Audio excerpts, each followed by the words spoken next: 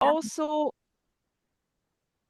Yeah, anyone can record. That's absolutely fine. If you know how to do the yeah, technology, just I sent you a request.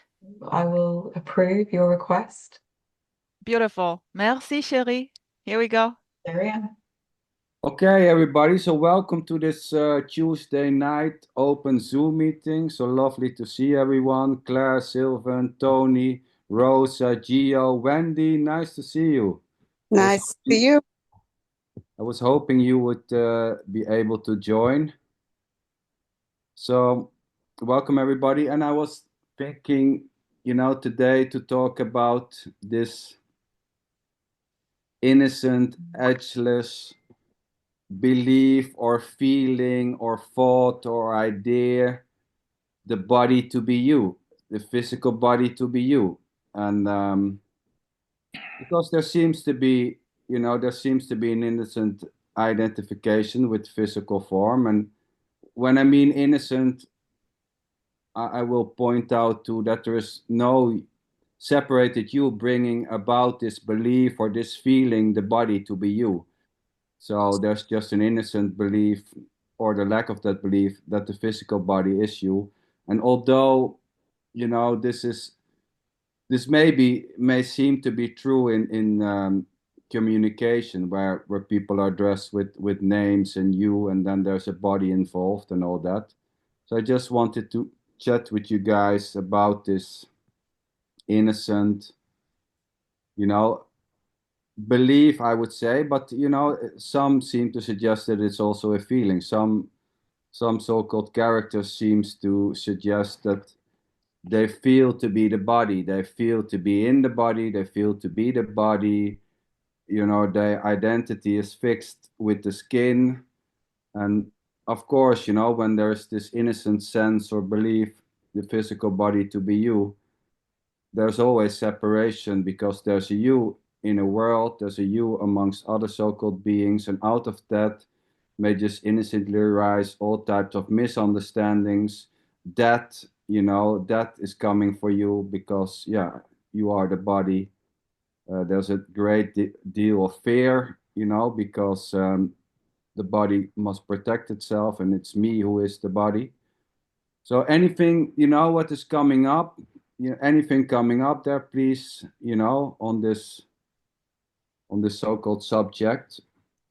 So maybe, as you know, here is not the sense of being a body. There's no sense of location, but yeah, that's just simply how it, seems to play out as far as feelings and ideas and perception and assumption and conclusions are painting. It is not playing out in that way, but fair enough. There may be it doesn't mean that it cannot play for so-called other individuals.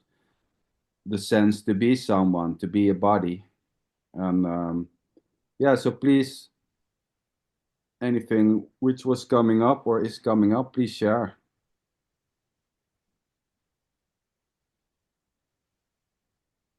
Let me just point out someone if no one wants to share. Geo, this the sense of is that playing? Is there a sense of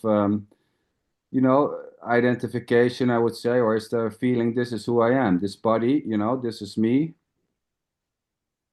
and Well, I think that there is a center, a physical, the appearance of a physical center, but it is just another appearance, right? So, no, I don't feel that I am the body, and I don't feel that I am in the body.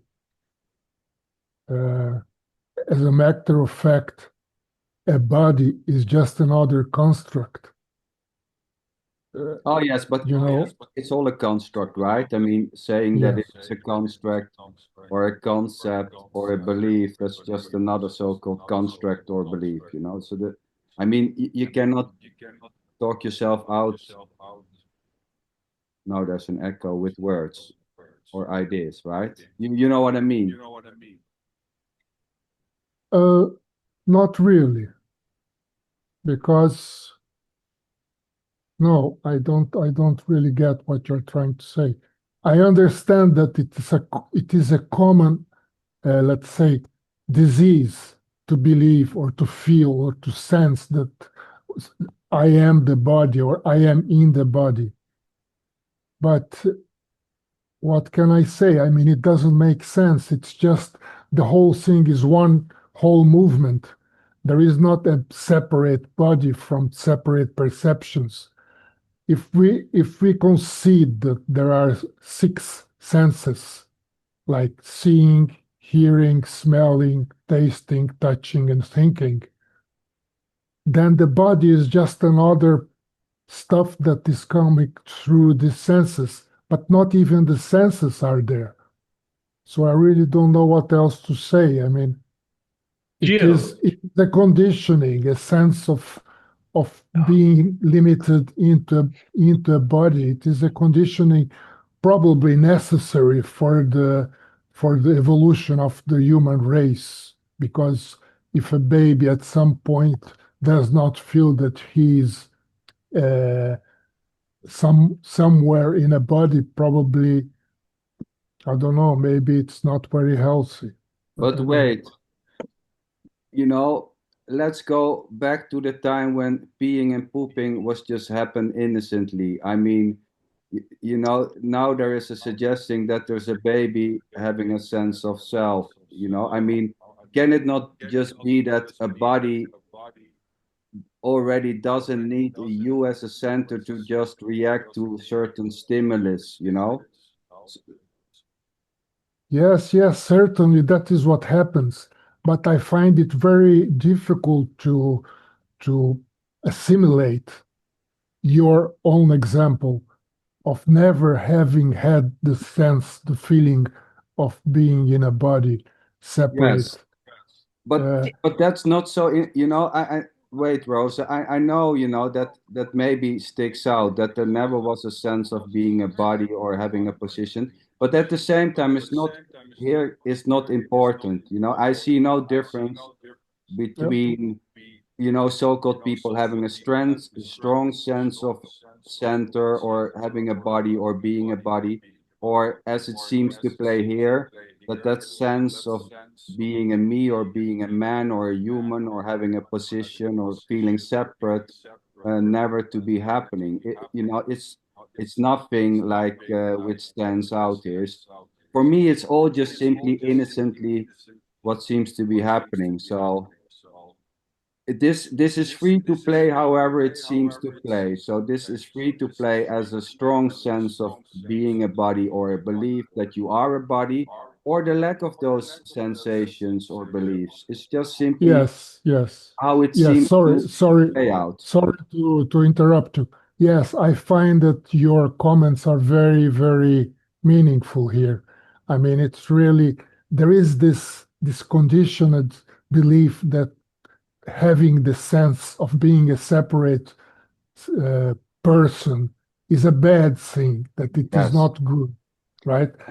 But yes, when you speak, I understand, and I must agree that there are no exceptions. So even the sense, the belief, the sensation of being someone separate is also what is happening, just as exactly. anything else. Yeah. Beautifully said, Gio. I totally agree. Yes, it's not bad. It's and even that sense.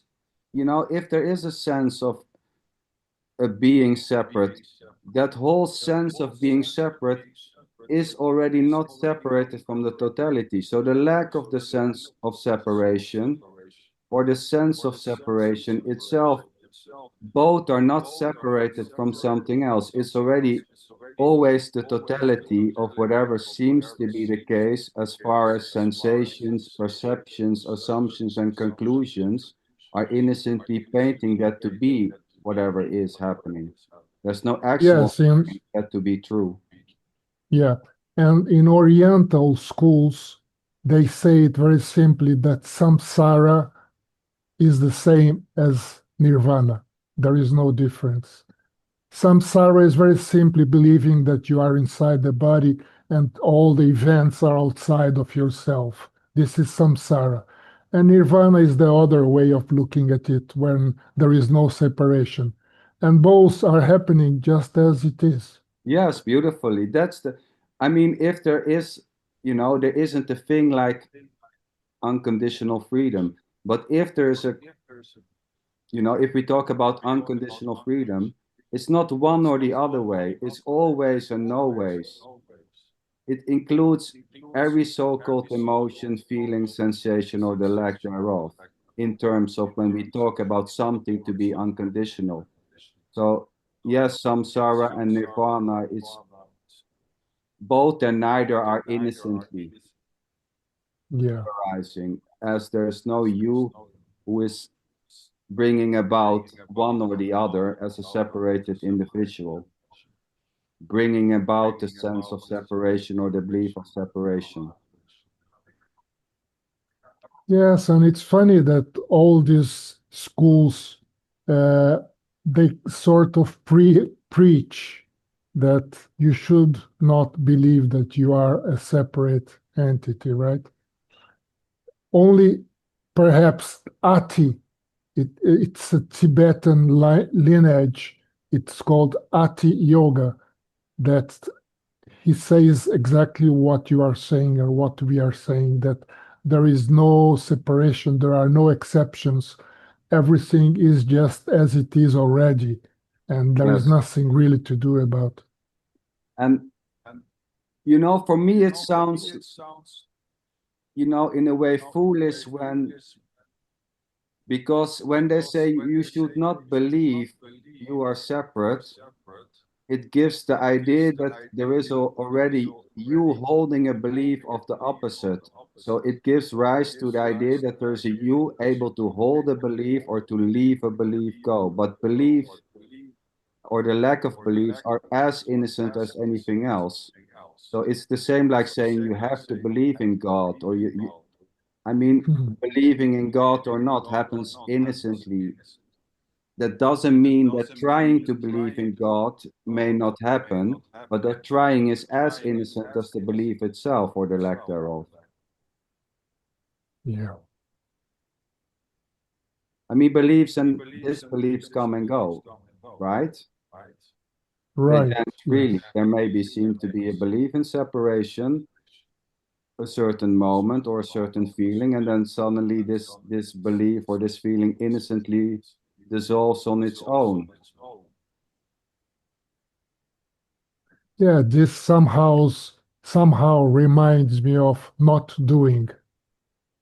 You know, I know that to say that not doing that, someone may say that, well, it doesn't matter if you are doing or not doing, but I just somehow reminds me of the sense of not doing, because who is there to do anything? I mean, yeah. Yeah. Tony, you, you're holding up your hand. What? Oh, how do I get rid of the hand now? You can Oh, lower it. yes, lower Thank hands. you, Gio. I would say Thank you. it's very clear to me the body is appearing in me.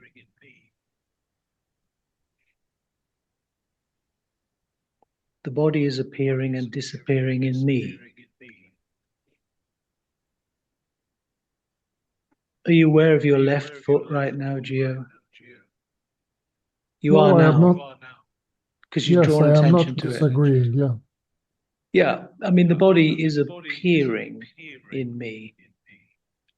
I think that's the only way you can really say it, because sometimes one is conscious of the body and one is not conscious of the body. And if you suddenly have a itchy nose, then your attention is going to be drawn to that. But if your nose is not itchy, you're not going to be focusing on the sensation of your nose or your toes or anything like that. So that there are sensations, the body, but they're appearing in me, or they're Well, appearing in you. Tony, can it not just be that there is a, I understand when there's an itchy nose, there is a body, scratching, but there is no you in between as the scratcher. There's just simply the functioning of a body mind system scratching when there's an itching. So there's no you as a separated scratcher. There's just a body Yeah, function. but that's an explanation. Oh You're yes, giving but an explanation. I'm just saying, talking about the direct experience of experiencing the body or any appearance in me. It's coming and going in me, which is not changing.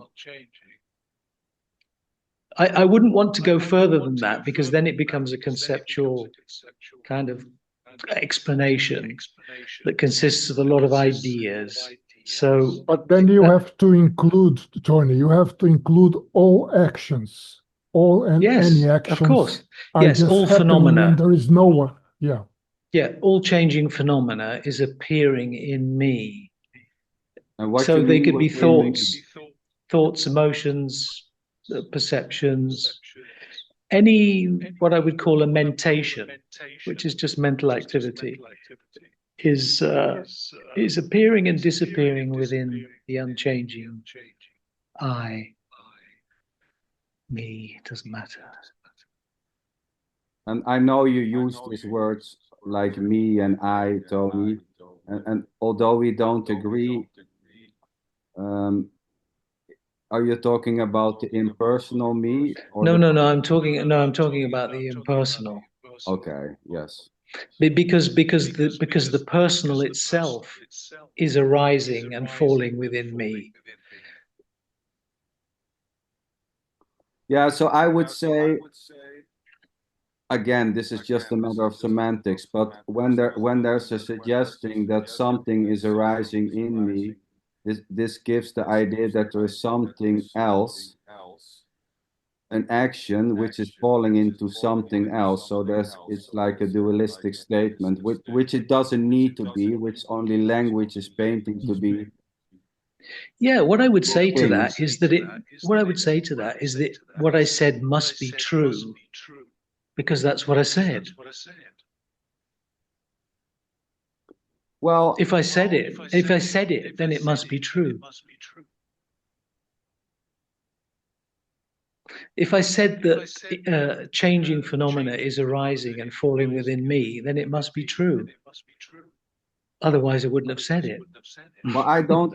Yeah, you can. I mean, you can say it in any way. You can say it's true, it's not true. I mean, here, truth and untruth. It's the same like real and unreal. It doesn't actually matters.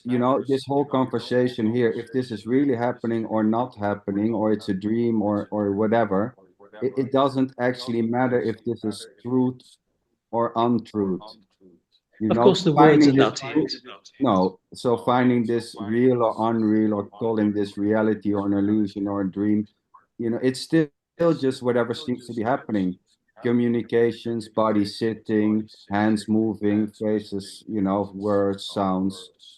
So if it's real or truth or untruth, I never say that what is coming out here, that to be the truth. This is not, it's just simply how it's been seen here, so to say. Um, but there's no claim made that this is the ultimate truth. No. Here there is no such thing as ultimate truth, which again can be heard as that's the truth, and that there is no truth. There's just simply no way to talk yourself out of the equation, or to find out what is actually happening or not. But I agree with you, Tony, when you say impersonal me, it's falling and arising in impersonal me. Or you can also say, you hear most radical people say there is no me, but we can also say there's only me, there's nothing else. And then, or Yeah, there's you have just, to define what is meant by that me, because sometimes it's used in exactly. a personal way and sometimes in an impersonal way. But this is also when it comes to language, when people are addressing, you have to do something, you is mostly understood as a person in a personal sense. When there's a boss addressing you have to do this, this is mainly taken to be a personal situation. I, the body, or whatever, and so on, so on. But this is just language. There's no Yeah, such language is always dualistic because it dualistic. Yes. consists of a subject and an object. Yes. But I would say even language, the dividing of language, the dualistic nature, so to see, of language is already not dualistic. It's already not separated. It's already not two. It's already completely what it is. So even dividing and separating is already not separated. It's already totally, completely and whole what it is. Well, As that's because there can't be anything other than what is. Yes, and then again, as far as thoughts and perceptions and language is painting that to be the reality or what is happening. It's unknowable in an absolute sense, because for this to be known in an absolute sense, there needs at least something which can separate itself from the idea or the belief or the feeling that there is separation, and it will never happen. There's no way Yeah, to I see was out the idea that you exist or not, able to check if it's really happening or not.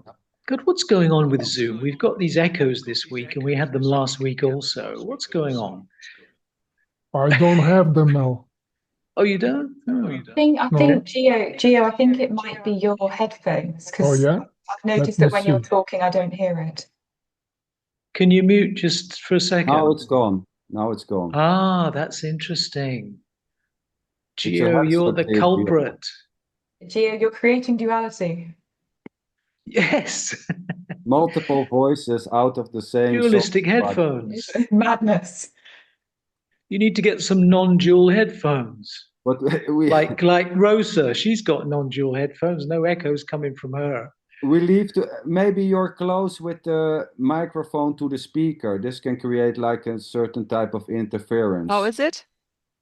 With or without? Oh, perfect. But I don't have a speaker. Now it's gone. I have It's gone it's now. gone.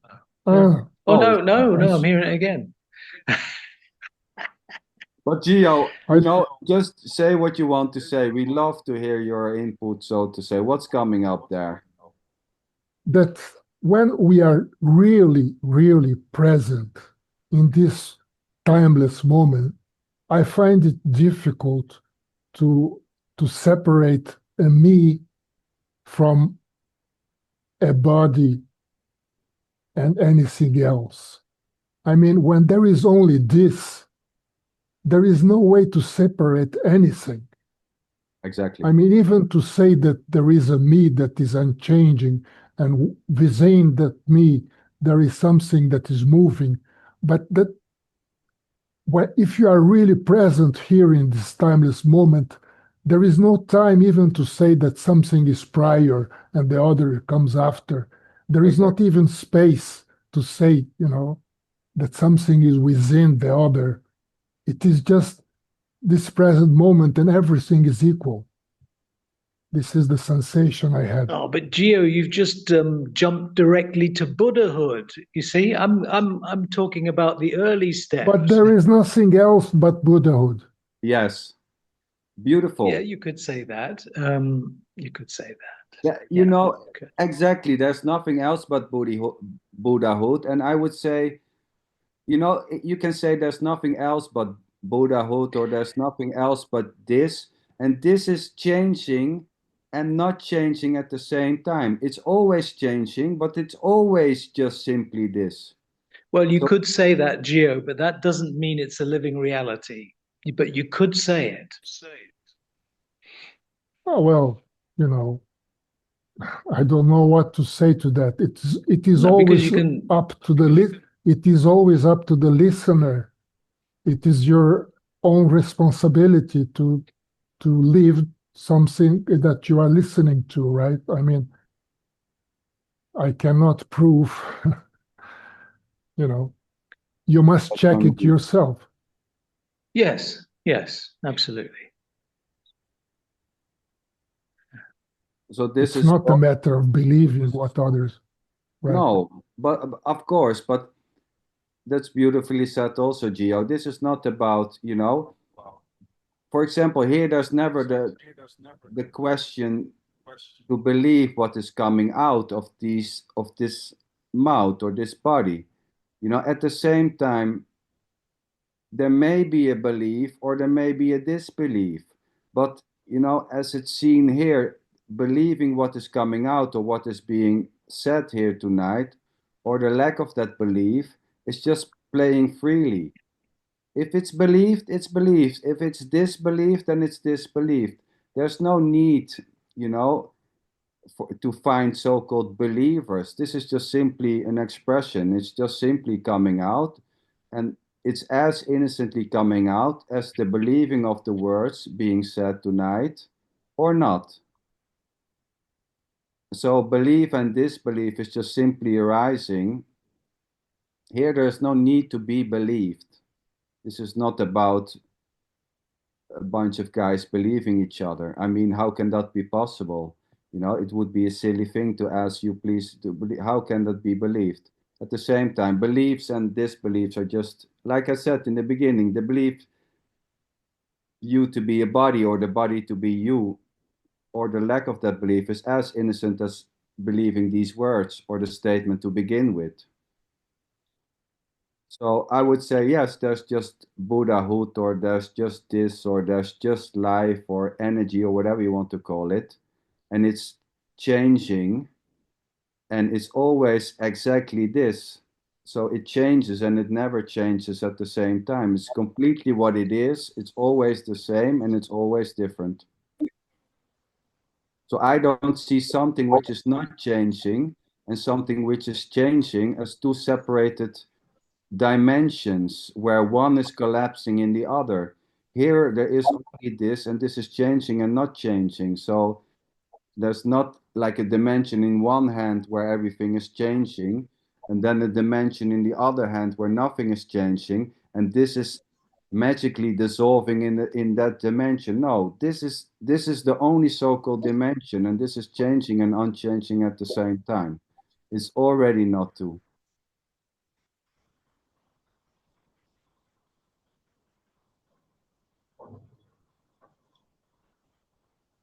Is can you hear some echoes now, or it's okay? It's Okay. perfect. Wendy, is there any, I don't know if you want to speak. You can, if you don't want, just say it. But in terms of, identification or feeling to be a body, because I know there's an illness there, and maybe that is around the corner, which is always, that is not happening to someone or to no one. It's just simply this may stop. But how is it there, Wendy? You want to share maybe? I don't hear you. No mic. You have to unmute yourself. I know. These buttons have changed. I've been on this before. Yeah, death is right around the corner, and sometimes I do feel like the body when I'm struggling to breathe. It like pulls me in, but at the same time, I've never felt like the body. If that makes any sense, Yes. it just happens. It's what's happening. It's crazy. It's like just a crazy ride. I've always thought of it as like a dream. When I was 13 years old, I said I told my mother this is just a dream because she got mad about something, and I'm like, well, it doesn't really matter. It's okay. And I got put into a mental hospital because of that, which actually that turned out wonderful. So that's all good. But yeah, it's just. So when I came across, non-dual and, all this stuff, I was like, oh my gosh, these people actually understand what's going on in my non-existent mind or brain. And so, I just find it fascinating. I like to listen. That's about it. Thank you for sharing. Oh, well, another thing about death, I don't think there is death. I don't think there's birth. I don't think there's death. I feel like I'm experiencing it, going through this, dying thing. But, I also wonder, will I ever die? Who knows? I don't know. Do you know? Well, I mean, when it comes to, as it's seen here, when it comes to that, or obviously, or as far as it seems, this whatever is happening, you can call it life or energy or whatever, is going to end. Um, and we can call that death or not, but there is no death for you or me, because there was already not a life for you as a separated being. So both death and life are not two, I would say, and there is no death for you, as there is already no life for you as you being a separated autonomous being, and something else which is life, which is for you, which is playing for you, which is owned by you, which you have been giving at a certain so-called, I would say, moment, although that is the wrong word. This suddenly started playing. There was no you before agreeing for this life to happen. Suddenly there was just simply this, which may include the sense that this is for me, or this is mine, or I'm separated from this, which is already life itself. So there's just life. The sense of being separated, the belief that there's that, it's all life. There's only life and nothing else. And life may include the sense that it's for you, the belief that there is a you who got it, the real lived sensation that you have a life and that you will die. It's just simply life and life alone. I wouldn't even call it life, because even Oh, life you can is, call it whatever you want. yeah, Awareness. You can call it awareness or beingness. I would say, yeah, okay. I love my friend Tony there. There's just beingness, but there is no you to be or to not. Wendy, I just happened to, it just came up on my feed a few days ago. There was this interview with this guy who had 3 NDEs, near-death experiences. He'd had 3 in his lifetime, and he described them. Really interesting to listen to. But he made this point, which was really interesting. He said that there's absolutely no gap in consciousness between being alive and not being alive. He said there's no gap. There's a complete continuation of consciousness without any gap whatsoever. So it was But he something that he did not, really emphasized. but he did not die, Tony. Yes. Well, I mean, Beautifully, it doesn't mean anything, because it doesn't mean shit, Tony. You well, look. I'm just telling you this because it just yeah, happened to come up, and I watched it, and it was interesting to listen to what he said. yeah. But actually, if you go to the traditional explanation here, is that this is why death is called Maha Samadhi, the great Samadhi, because in Samadhi there is just thought-free, non-dual awareness.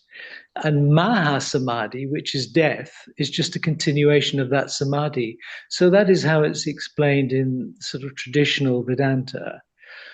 So that's not a lot different to what this guy was saying. Well, although there seems to be all types of mental states, Tony, which, samadhi or maha samadhi is nothing else than a certain mental state. There is, as far as it's suggested here, there is no you in any state already. Not in a normal state, able to move to a mahadi state or a samadhi state. No, because as I said earlier on, as all states are in you, all states are within you, including samadhi.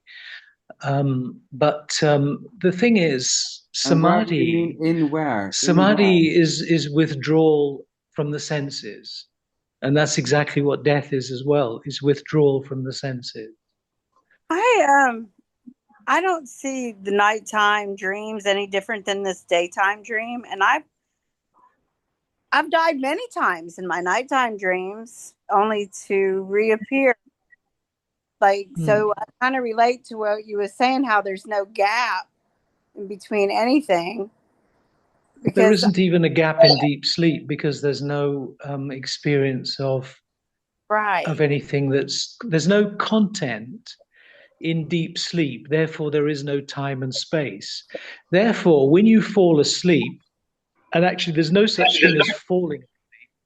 You're either awake or you're asleep. Fall asleep, right.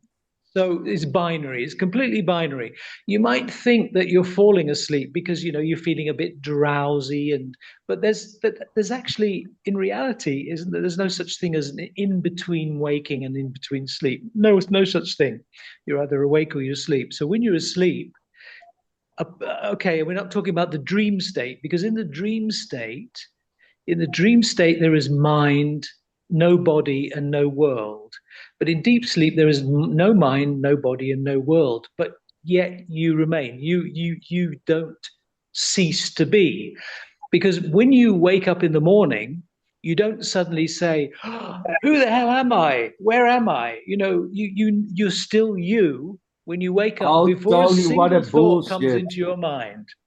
Before a single thought comes into your mind, you're still you, right? Come Still on, you. Tony, Huh? what are the hell are you talking about? Do you have the audacity to question what I'm saying, sir? But sweet Tony. So I know, there is no gap because there's no this and that and something else in which between there is a gap. There's just this seamless, edgeless flow, which includes. Oh, okay.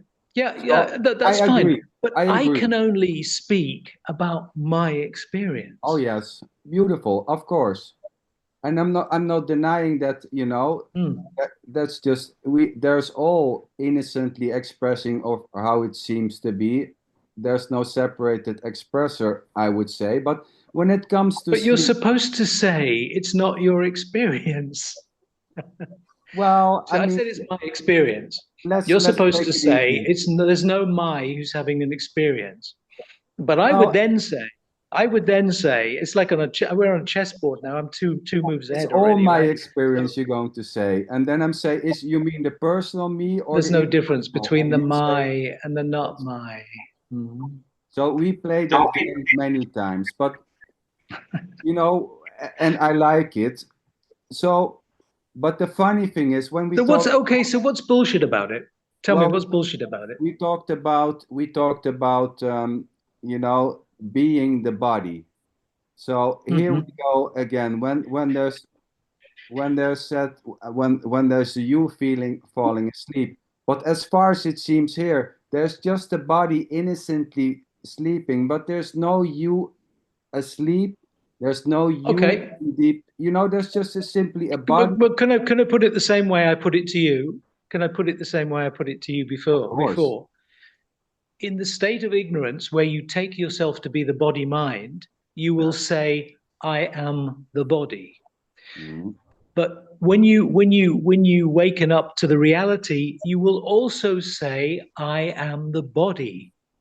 But what you mean is different, because when you say I am the body, you're saying the body is nothing other than me, which is appearing within me. So it's the same words, but it has a little bit of a different meaning. No, Yeah. it has a very great difference Any of body that meaning appears can be nothing other than my own self. Big because self, in with the big because S, big, because in very, very big, big S. Tony, because in ignorance there is the limitation. You are in ignorance, there is a restriction into Yes, the body. exactly. It's defined by limitation. And when everything else is outside of the body, it's not me. So the difference is not subtle, it is enormous. Enormous. Right? Yes, I would agree. Yes. It's an enormous difference. And so, but if we go back to the NDE, as far as it seems, the physical body, when there's like lack of oxygen going to the brain, and I know this all this is just an idea, you know, but we're talking about ideas or beliefs and stuff like that. There seems to be, you know, anyone who have taken drugs knows that certain chemicals have an effect. I mean, people see goddamn whole new worlds when they take something. So, you know, when there's a physical body, you know, taking certain chemicals or there's a lack of oxygen, this can produce a whole new you know, world, you know, where maybe this new, like I would say, world can be classified as being that and seeing God, you know. I'm not denying that there is no truth in NDAs, but as I have to agree with Geo, this body, you know, the guy who claims there was an NDA, a near-death experience, it can be 1,000 different things. I don't want to say it's not true. I don't want to say it's not happening, but you know what seems to be the case. There seems But you don't want to call it death because it's not death. exactly, and you know, because the guy is obviously not that, or the body is not that. Let's put it clear. So there seems to be, and I wanted to talk about that also with Claire and Sylvan, like I said, there seems Well, to, the body was never alive. well, yeah, you can say that. I mean, but it doesn't make any sense if the body is actually alive or not alive. It's again, you know, saying it's like saying the body is not real. Does it really matter? You know, Well, yeah, but these things still have meaning. I would say that it's only aliveness that is alive, not the body. The body is just you're just a meat sack, right? So there's nothing alive. but now you say it, you're just a meat sack. I would say there's just a meat sack, meat sacking. You know, it's just body bodying, I would say. Like a tree is treeing, there's just a body functioning, like the flower is blooming, but it's innocent, it's empty, there's no one behind it, there's no one in it. It's just the naked, raw functioning of a so-called I don't know how a physical body system. bodies and a tree trees because these are just objects. Objects can't do anything. No, It's the mind and but awareness you that missed the meaning, Tony. gives light to objects, isn't it? You Objects by missed it. themselves are dead, right? They're not doing anything. Well, but the body seems to function. There's just let me say there's just the raw naked functioning of a body. And you can say that's real, it's unreal, you can say it's fake, it's unfake, it Yeah, doesn't there's a really functioning. matter. It's a functioning. But you know, when it comes to, there seems to be a great deal of fear for that, you know, fear for the end. And all these types of fears may create, you know, belief that there is something else after that. You know, there's a strong sense that there needs to be something. You know, this cannot stop. You know, when there's a strong sense of this is going to end, out of that belief, there may arise all types of ideas that there will be something else, like a next life, or a meeting of God, or seeing your family again. Although that, you know, it's just, No, that something else is what is here now. yes, but I mean, you know, the sense of fear for that can invoke all types of ideas and beliefs about something there to be. I'm not saying that there isn't anything or that there is something. I'm only saying that the belief that there is something after that, and I have lived it in this NDA, is just simply what's arising, a conclusion made, an assumption made. And there's absolutely, I'm not saying there's anything wrong with believing that there is a second life I or just second yeah, lives. I just mentioned that story because it's a subject that's on Wendy's mind. That's the reason I just raised the or just told the story. But I would say that there is nothing afterwards that isn't already here now Yeah. because there is only the beingness, there is only being. So that has nothing to do with birth and death. No, and the The belief that birth there and is death is something. happening within being. Well, birth and death is beingness. I mean, Is there's nothing being. else.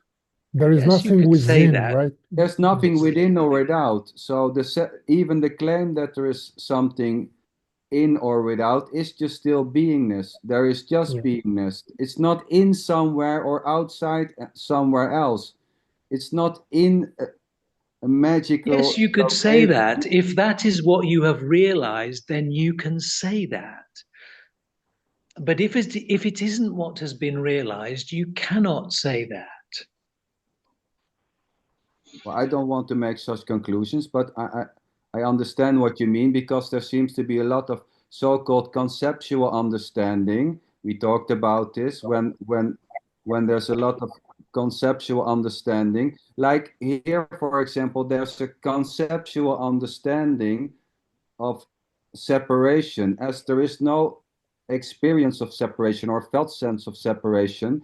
There is a conceptual understanding of what separation may mean, but there is no lived experience of feeling separate Yeah, amongst. okay, you're talking from your experience, but all Yes. I'm saying is I'm just making the point that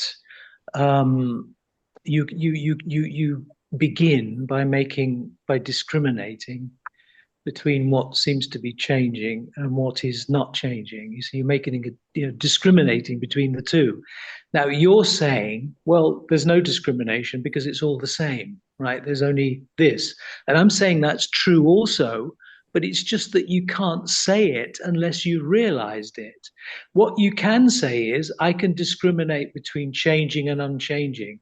I can discriminate between unchanging awareness, consciousness, and what seems to be the appearance that is changing as objects. You can say that. But if you take the next step and say, well, it's all one thing, yes, you can say that, but it doesn't have any validity unless it's been realized. That's all I'm saying. I know we have had these talks because, there seems to be conceptual understanding and That's up to the listener. what some people, yes, exactly, Gio. So there seems to be all types of judgments where when someone is saying, and I'm not saying you are doing that, Tony, so this is not addressing you, but there seems to This be. is up to the listener, Gio, but the listener may be in a state of ignorance or not. Yeah, So but wait, Tony, Yeah. Tony, those sorry. are options, right? I agree with Gio, and so I'm not saying you are saying it, but there seems to be judgment being made that there seems to be individuals having a conceptual understanding where comparison to so-called others having an experiential. Yes, that's right. There very much is that judgment. Yes, be And in no doubt about that. so, and Gio said that is up to the listener, Well, I don't know what that means. Yeah, well, that is up What to do the you mean? listener to decide. How many listeners are here, Tony? How many listeners do you know about? I know only one. Yeah, well, yeah. It's up to it. If you're talking about what appears to be a listener, then that's quite legitimate to talk about that. You see, I'm looking at you now, and you're just The pixels other on way a around. No, I'm talking the other way around, not what appears to be. I'm talking about the only one listener or the only one listening. Yeah, there is only me. There's nothing else but me. Yeah, you can call it that. Or I. Yes, there is nothing else. There is only my experience. That is the only experience that is available to me, which is my experience. That's true. Yeah, That can't be start denied. off there. Yeah. Yeah, but then I make an assumption, don't I? I make an assumption that that Rosa is real. I mean, God knows how I came to that conclusion.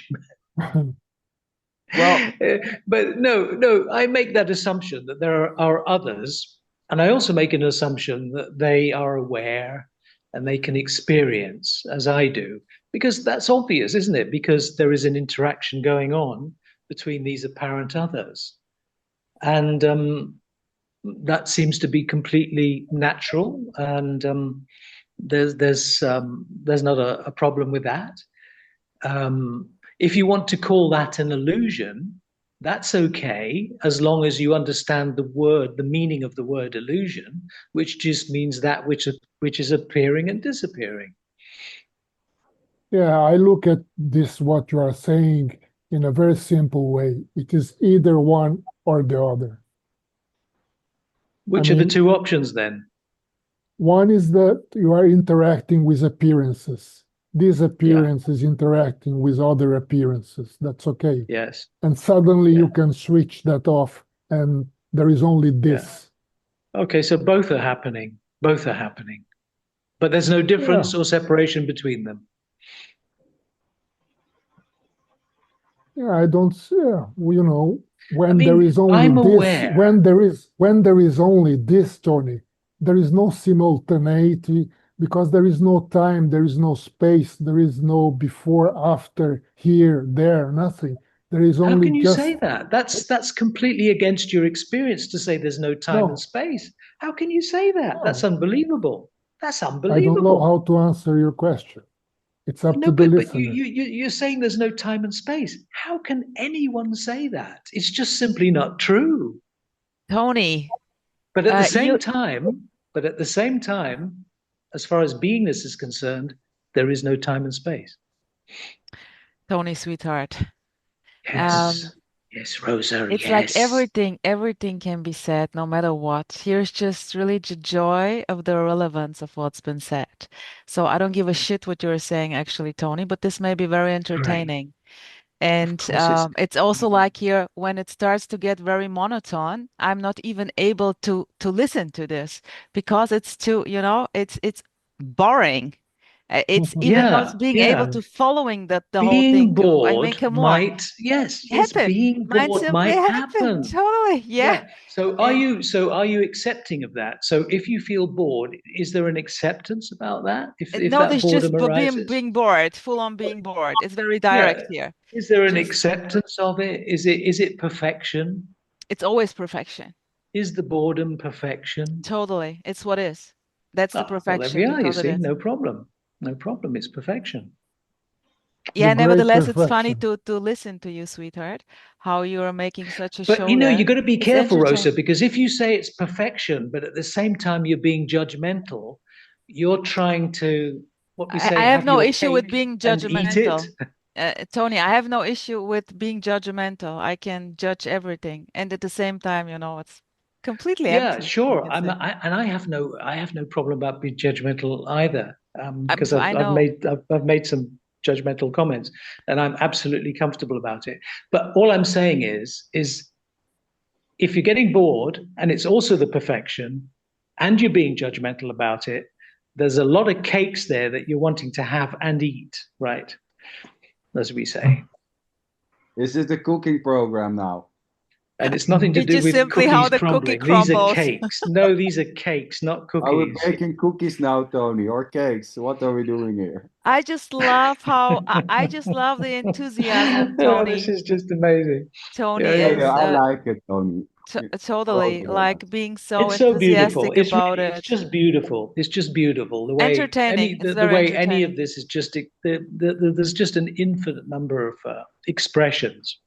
Oh, yes. Beautiful. Beautiful. And it's all, yes. So it, But I don't know. I always have this strange sensation that there is a skill involved in all this. And Isn't what, that Gio? a And what? skill? And what is the skill? Because somehow I'm I with was you going here, to, Gio. I'm with you. I was going to say that what is happening here in this meeting is what is happening in life. All the confusion, and suddenly there is silence, suddenly there is more confusion, and suddenly there are wars and there are people killing each other over there, and suddenly everything is beautiful. Suddenly my grandson is kissing me sometimes, and suddenly there are people killing again, And now I forgot what I was going to say. So, I love it. Gio, sorry, can you get That's back it, to Gio. what do you mean by skill? Can you say something more Ah, about yeah, what you said about yeah, skill? yeah. That somehow there is a kind of a navigation between these confronting and confusing circumstances. There seems to be a skill to not get involved in all this. But Oh, I know that there is something wrong also in this because who is going to have that skill, you know? Exactly. It sounds like who is going to have that skill, and Yeah, who is going to have? it sounds like an Well, that sounds like you're saying there's accomplishment. something wrong with engaging with engagement. You're saying No, there's something wrong with that? he's not saying that. I don't hear that. He's talking about the No, a skill skill stuff. not to get involved. But who is there to have that skill? You know, and it sounds almost like an You. accomplishment. Why- No, you see, we because keep going back to this non-person. I mean, I don't know who that is. no, but it's not this is the funny thing. Nothing is accomplished. This is not an accomplishment. There is no you who can accomplish. It doesn't mean that it may not seem like there is an accomplishment, or this can be seen as a skill. Of course, things are Like Gio saying, accomplished. that's just an innocent expression. This is maybe a skill, or it seems like a skill. But then again, beautifully also, the remark arose that, but yeah, for who is the skill then? Because Oh, look, all kinds skills of or things lacks are accomplished. All kinds of things are accomplished. People on have some ambitions. on a certain level, Tony. Yes. People have desires to, to do whatever it is. I mean, of course, all of that is One question, happening. sweethearts, one question. What the heck are we talking about? That Well, you have to keep up, there are Rosa. You have to accomplishments, keep up if but you want no an one is answer to that accomplishing question. anything. Uh, Because if there is someone accomplishing anything, then it is a sense of separation. There is nothing wrong with that. If you choose, if you Exactly. like to be separated, it's okay. There's not You even, know, if you like to say that there's no wrong with separation, that's already just No, yeah, but not what I would wrong. say is that non-attachment is not the same as non-engagement, Oh, that's beautifully, Tony, because because you can be non-attached but fully engaged yes, with the world. exactly. Here there is just, there's full on engagement with work, with doing meetings, but at the same time, that engagement is just empty. There is no one, it's not owned. It's not something like my engagement. There's just simply engaging in work, but there's no additional sense or stem that to be my engagement with I needs to nurture or to keep up. There's just engagement or the lack of engagement, and it's flowing and it's arising, and sometimes there's an intensive engagement in certain areas like in work or talking or doing meetings, where then suddenly there is no engagement at all. But there's no attachment to any outcome of it. But that's just simply innocently how it plays. I want to say, Gio, if this is playing in a different way, if there is attachment, or the sense that it's my engagement and I have to nurture it, it's as beautiful and it's as innocent as the lack. It doesn't matter. It's just simply how it plays. This is free to be the sense of it's my engagement or the lack of that sense. So in a way,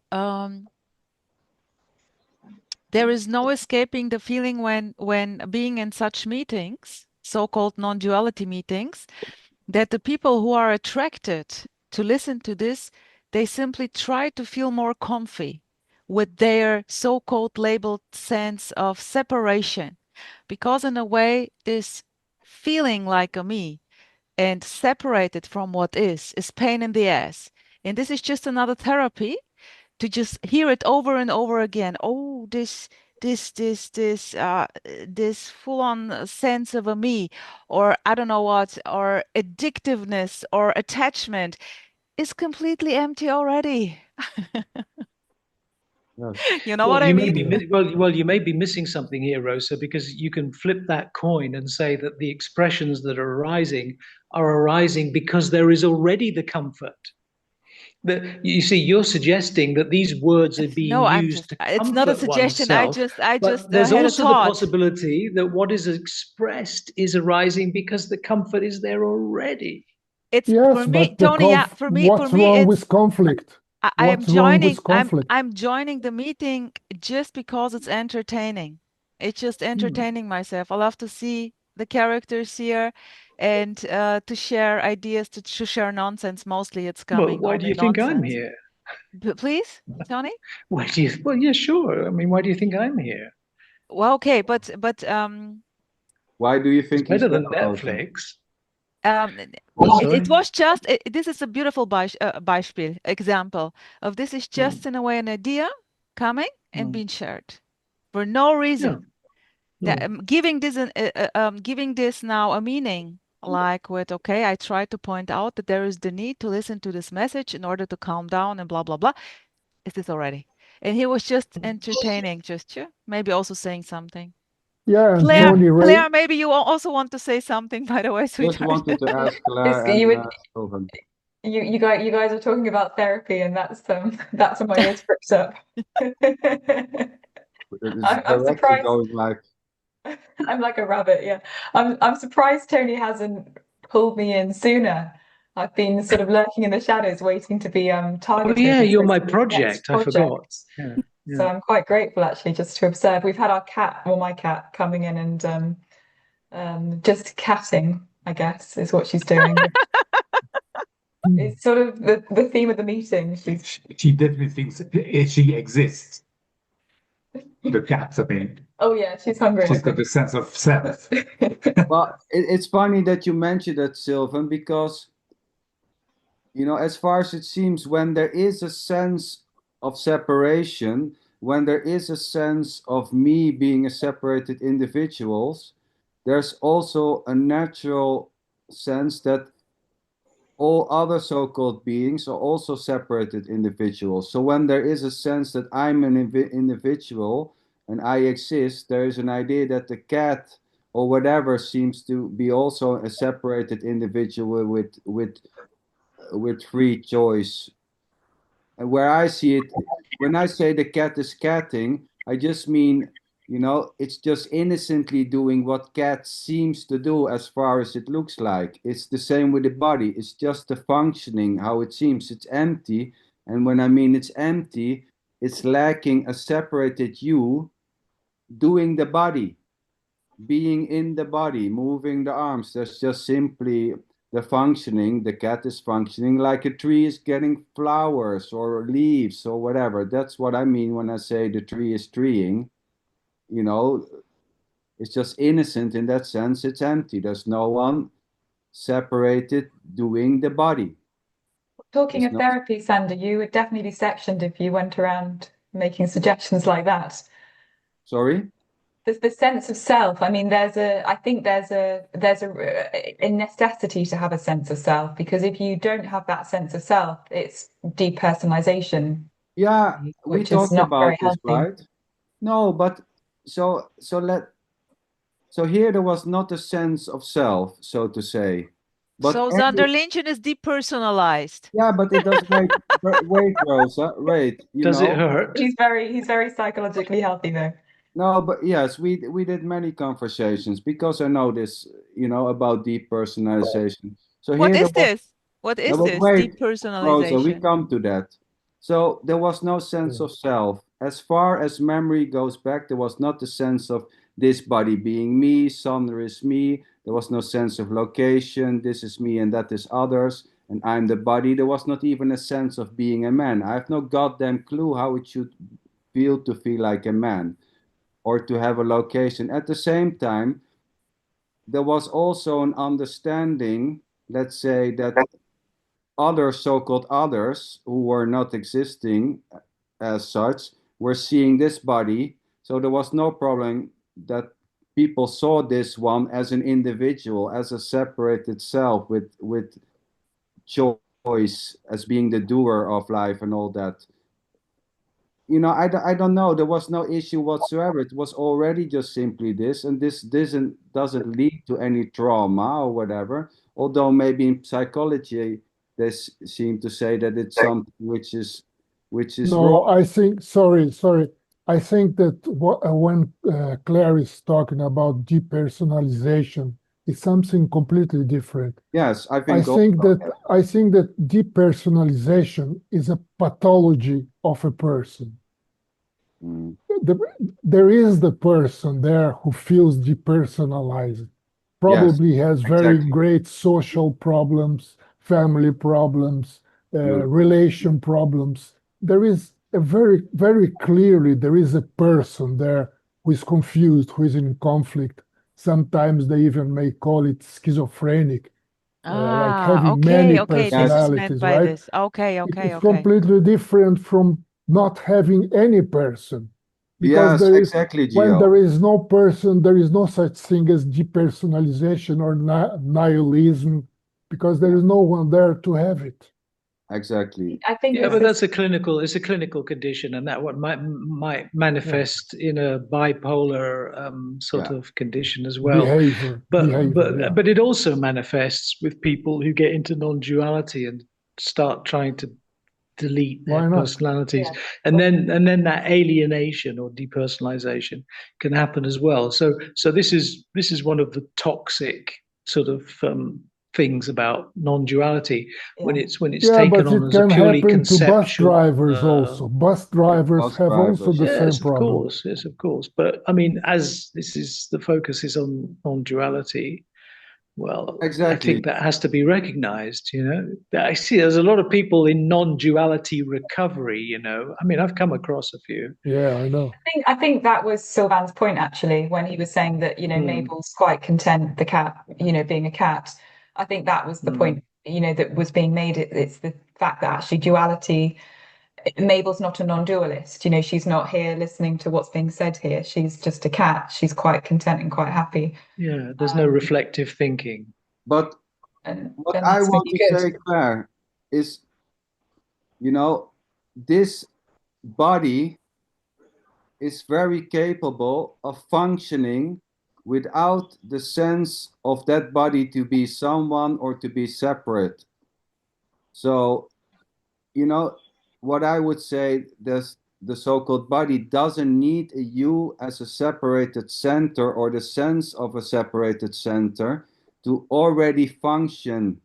It already just simply functions without the sense or the feeling that body to be me or to be someone else or to be something amongst other so-called beings. It's Yeah, just, so it doesn't need that. So I would say, like Gio was saying, depersonalization is something else. There's clearly a person who is depersonalized. So it's already like in a certain way, there's already a certain In a dualistic conflict. in a conflict. Here there was no conflict.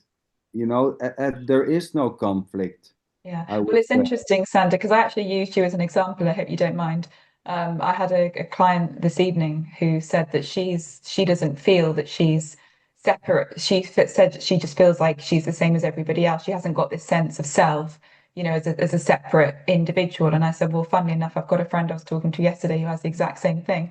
And she's incredibly astute because she said, well, it sounds like your friend's at peace. And I don't feel like I am at peace. But then she said also very interestingly, well, is the sense of not having a self also kind of a sense of self? So it's almost as if she sort of talked herself out of the problem by actually, as Gio Yeah. says, this is a Oh, psychological issue. When you talk about it, it can resolve. sorry, Claire. Can you just say that again? She said there's no self, which means what? Can you just say that again?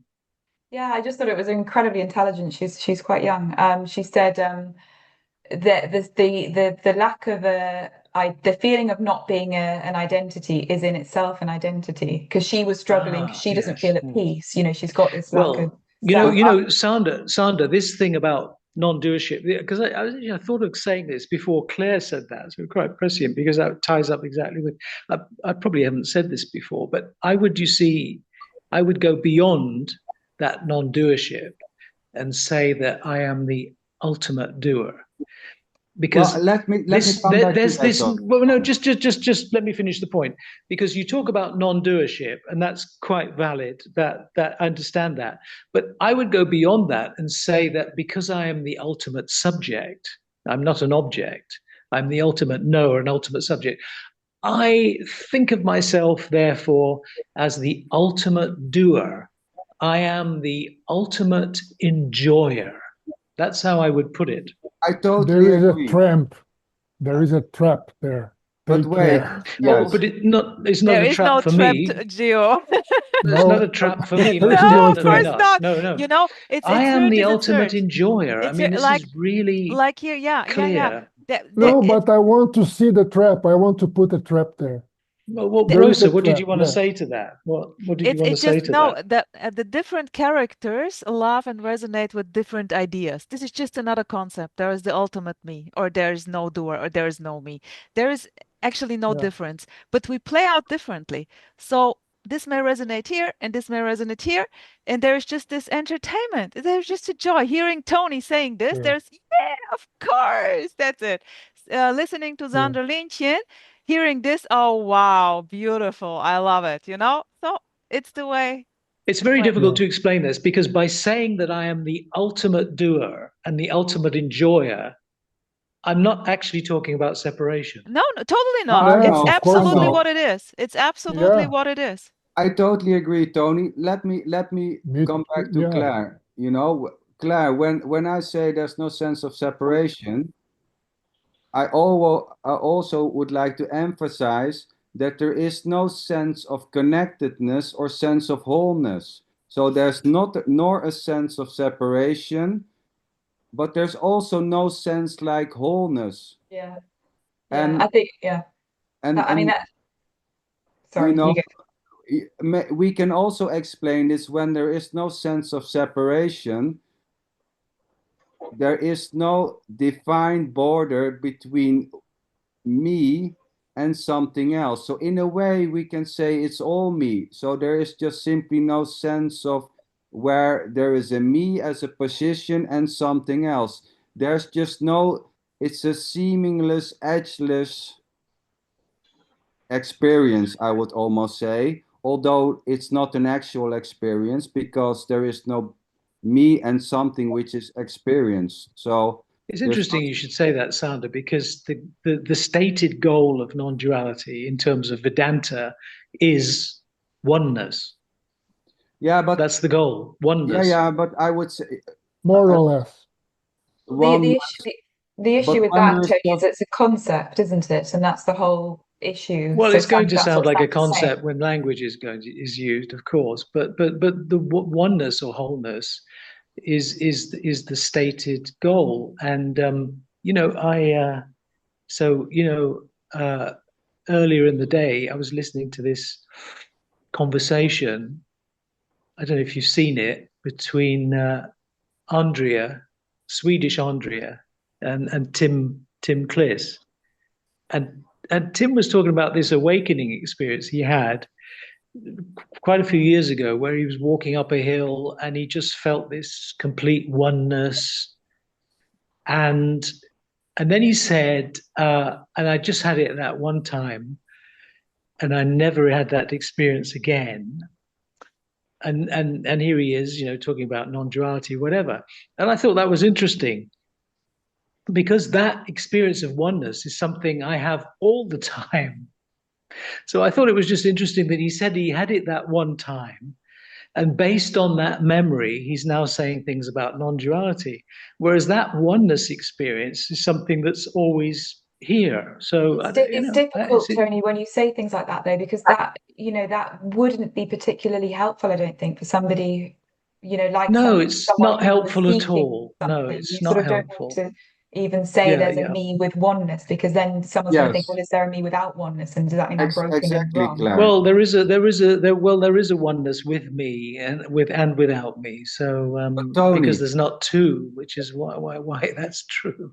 I'm I saying think Vedanta says it's not two, but it's not one neither. yes. I would say there's no experience of of oneness here, nor is there an experience of two-ness. Mm-hmm. There's not an experience of how in the hell does oneness feels? Tell me. So here there's no Well, you're going experience to of have to plug wholeness into the or matrix or separation. something because I don't know how No, but maybe how we would have a I? misunderstanding what you mean with oneness. But here there's no sense of separation or sense of wholeness. So if you say here there's only a sense of oneness, Well, if there's oneness, there cannot be separation, right? But how does two-ness feels then? How does two-ness or separation feels now? Oh, well, yes, that feels something as well, because the one appears as many. Yeah, but now you're just throwing in like an idea, the one who feels like many. Oh, no, not at all. No, not Yeah. at all. No, not at all. Because if there is the experience of oneness, there is still the perception of the oneness appearing as many. And I will make it even more complicated.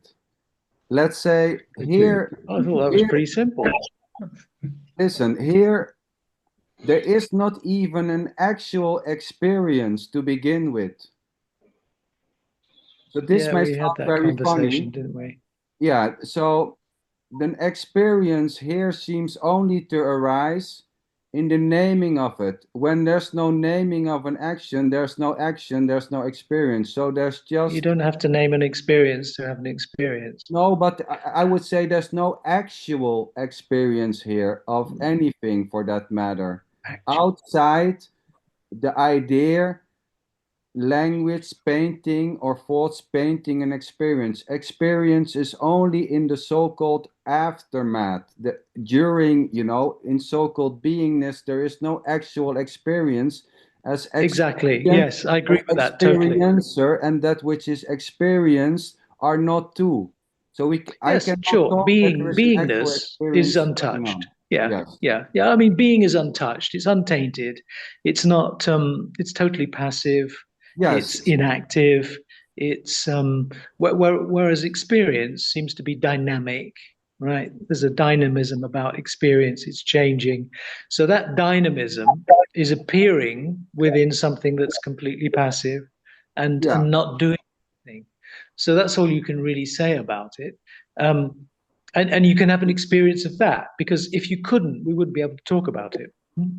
Yeah, but That kind of explanation can only come from duality, from time, from Yeah, so experience, right? Exactly, because there's no way of getting to non-duality without duality. yeah, but genuinely, I cannot say that there is an actual experience ever happening as an actual experience. Yes, I understand what you're Yeah. saying, but this is to do with I the don't know changing any other way perspective. to explain that, and this may sound crazy, Mm. but that's just simply how it is, how it seems to be. There's no actual experience. There is a way to arrive at what you are saying. If you say if we concede that there is a mind, a brain, everything is happening inside the brain, even space and time. So what? There is nothing real. I mean, Yeah, there is but the nothing problem with substantial really happening. Everything is just yeah, but the problem with that is nobody can say that the brain is creating anything. I mean, there's yeah, just because there is no no brain either. But it's empirical just a way evidence for it, right? a way of pointing up to That what sounds like somebody we Sanders know. saying. Sander, Michael that sounds like Markham, somebody. Yeah, call him sounds out like our when dear friend Michael. call him Yes, out but when Yeah, it is, the but it is a emergent good, it is consciousness an is the emergent interesting property of the door. brain.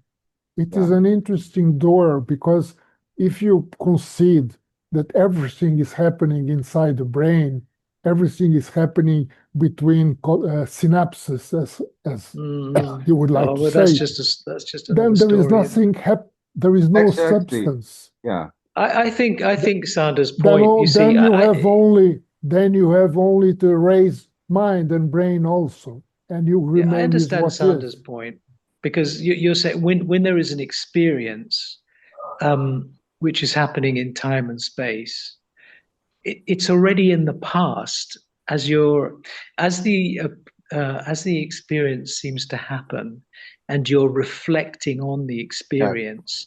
It's already in the past, and that is already in the past. But beingness itself is outside of that space and time. It's not involved in space and time.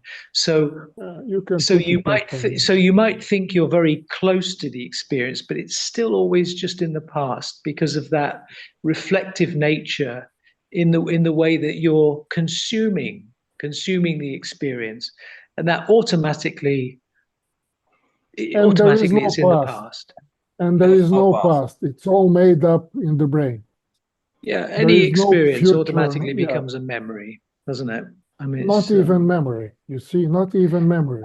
well, yeah, you could say Nothing. that. You could say If that. you are, if we are really in direct contact with what is, there is nothing that we can determine. It's completely non-determinable. Because even space, the very simple space, is inside the brain. I mean, where is the Himalayas? The huge, enormous Himalayas. It's always in the brain. I mean, Sylvain, could you ask Claire to get me a glass of white wine if you wouldn't mind? where is substance? Where is distance? Where It's is champagne, space? not white wine. It's my birthday tomorrow, Tony, so we're celebrating. Oh, champagne. Opa. Nice one. Okay. And it's only in our brain, of course. Yeah. Yeah, And but the this very brain is also brain made. So, we are left anyway, with but nothing. Gio, these experiences, it's neither here nor there. It doesn't matter. You have experiences or not have experience. It doesn't make any difference. If you prefer. It doesn't matter. There's you have an experience. Okay. It's like, true. It's like Rosa says, it's just for fun. The only consideration people give to experiences is if they cause suffering. But that's the only focus that there's going to be on experience. If an experience causing suffering, then it's going to cause a reaction of avoidance. But that's what we are doing the whole day long, avoiding pain, pleasure, pain, suffering, and running unless you're after not. pleasure. Yeah, unless you're not. Unless you're not, but yes. So unless it is not. It's the same with, it seems to be something which is just naturally, innocently, like not putting your hands on the stove, when it's hot. So there seems to be let's say, there seems to be certain tendencies playing out. There seems to play out certain preferences, certain needs. Let's call it tendencies. There's just the play of tendencies. But the tendencies are just innocently arising, and they may vary and they may change in their intensity and how they play out. It's just a play of tendency. It's just a play of needs, wants. Yeah, what is it, ideas. Gio? What is it that Krishnamurti said? That famous saying of his. He said, "My, do you know what my secret is?" He said, I don't mind what happens. But the funny, the danger with this, Tony, we talked about this when Krishnamurti was saying, I don't mind what happens. Many of his so-called followers were thinking that this was a state to be reached, where one day they would reach a state where they just didn't give a fuck about that's obviously a misunderstanding. Everything was okay. And I would like to suggest there is already not a you minding what is happening or not.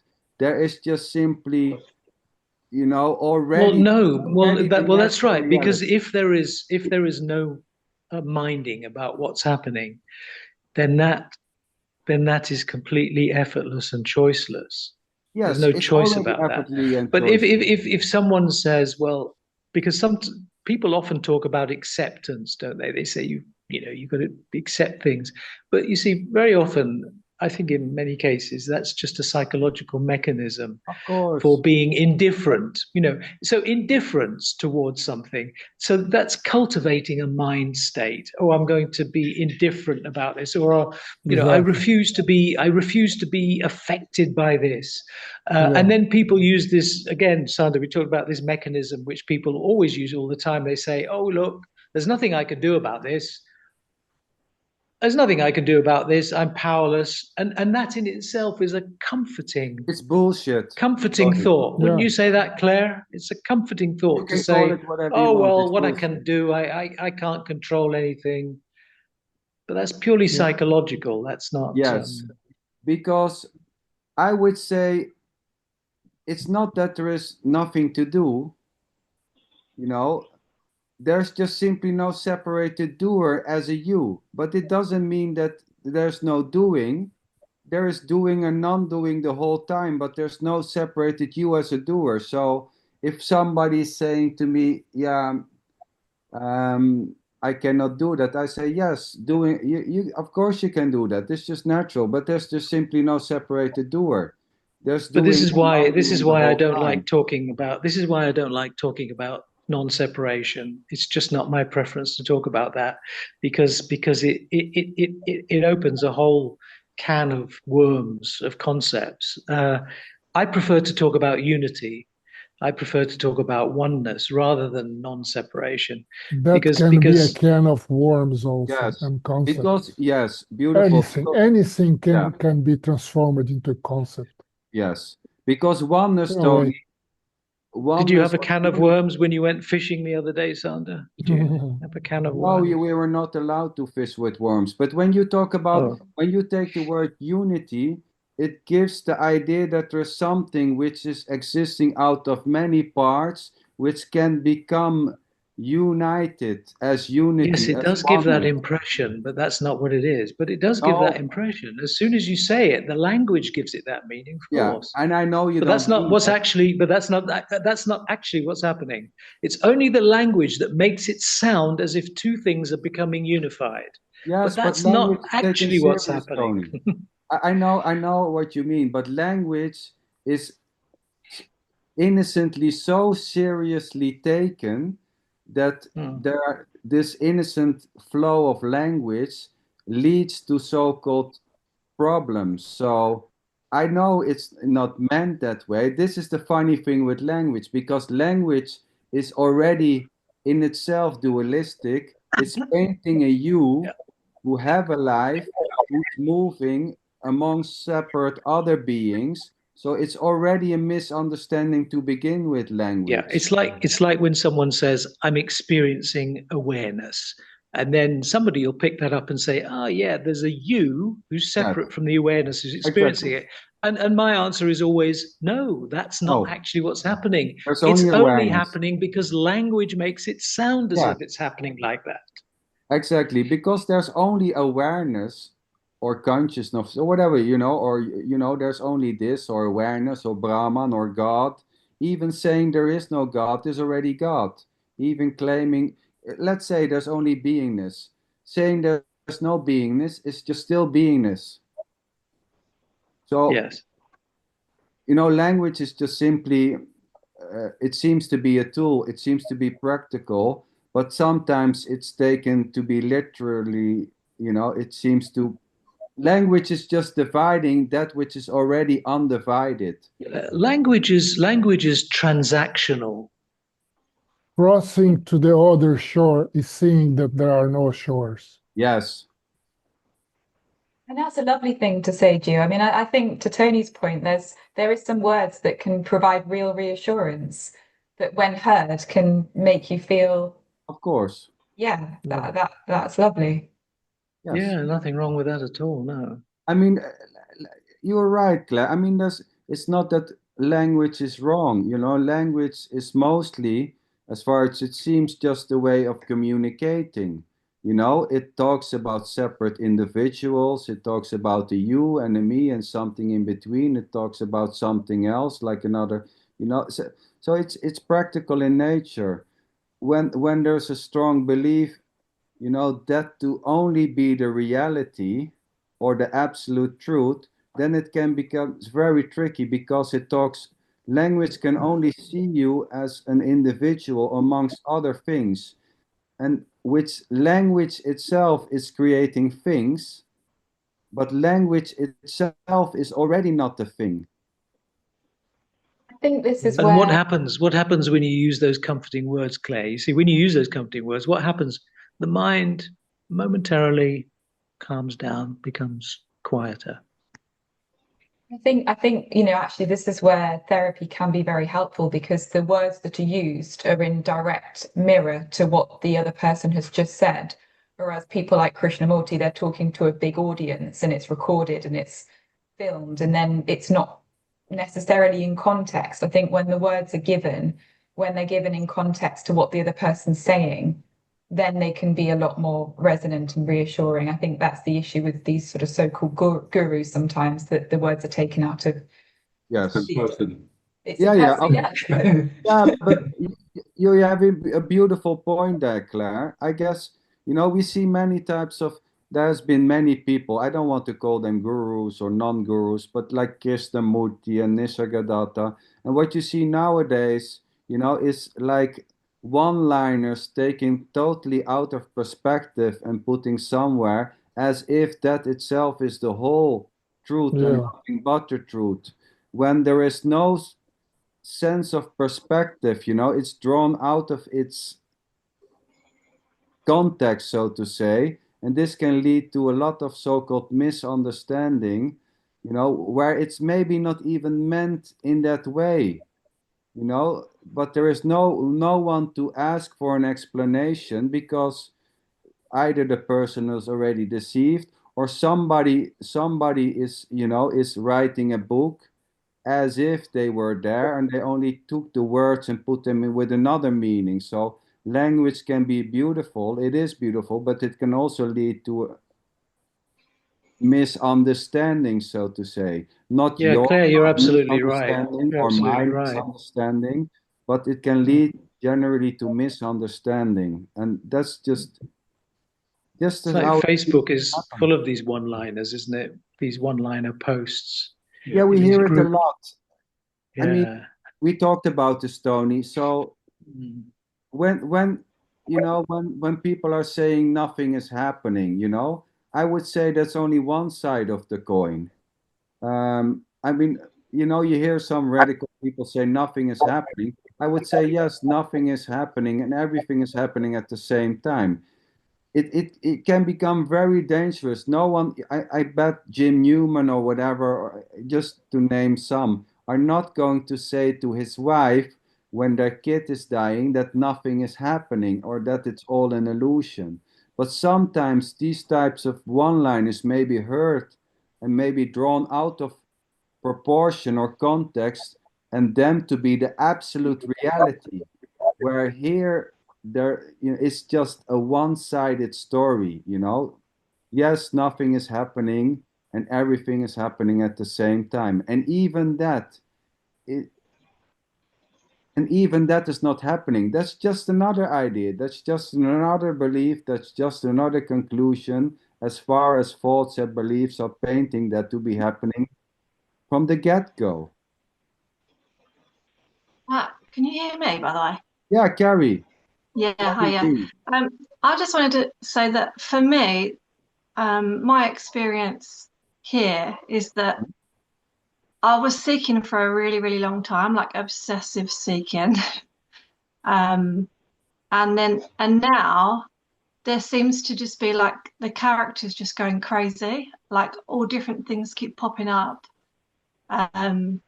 All the time. And the only thing that I've got is that there's nothing to grasp, there's nothing to hold on to, that everything just changes all the time. So even like thoughts that emerge, like I might have something that comes up, and before I would have like identified with it and maybe believed the thought, whereas now it's just a thought that's coming up, is gone, there's another one, there's another one, there's another one, and they're just changing so rapidly. Yeah. And then I'm still reacting to stuff that's happening around me. Like I get triggered, my body reacts, and then sometimes I still react to what's in front of me. But it feels like it feels more louder than ever, and it feels like it feels like maybe something in me is clinging on to hold on to what I thought was safety. But it's starting to let go. I don't know, maybe I've just lost my fucking mind, but It sounds good. Can you simply become still Can you become still? I thought I could before, to be honest. I did used to meditate all the time, and I thought I found this place of stillness. But that's gone. Of course. And now it's just pure chaos. It's just like, Yes. Beautiful. yeah. Do you know who's watching the chaos? I Are have you no aware of idea, it? but I'm okay with that. Sometimes I'm not okay with that, and But but most of the time there's a I am watcher okay. in you who sees the chaos. No, I don't think there. I don't feel like there is a How do you watcher. know it's chaos? Oh, that's a good point. Yeah.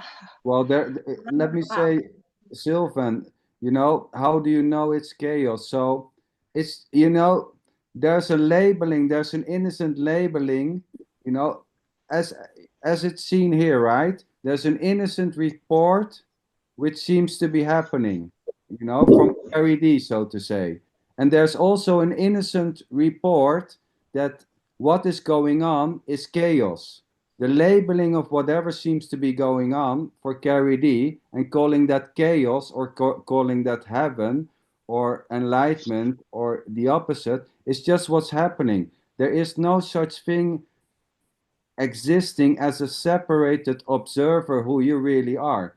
The observer is just another construct instantly arising that there's something which is watching, and that is what you really are.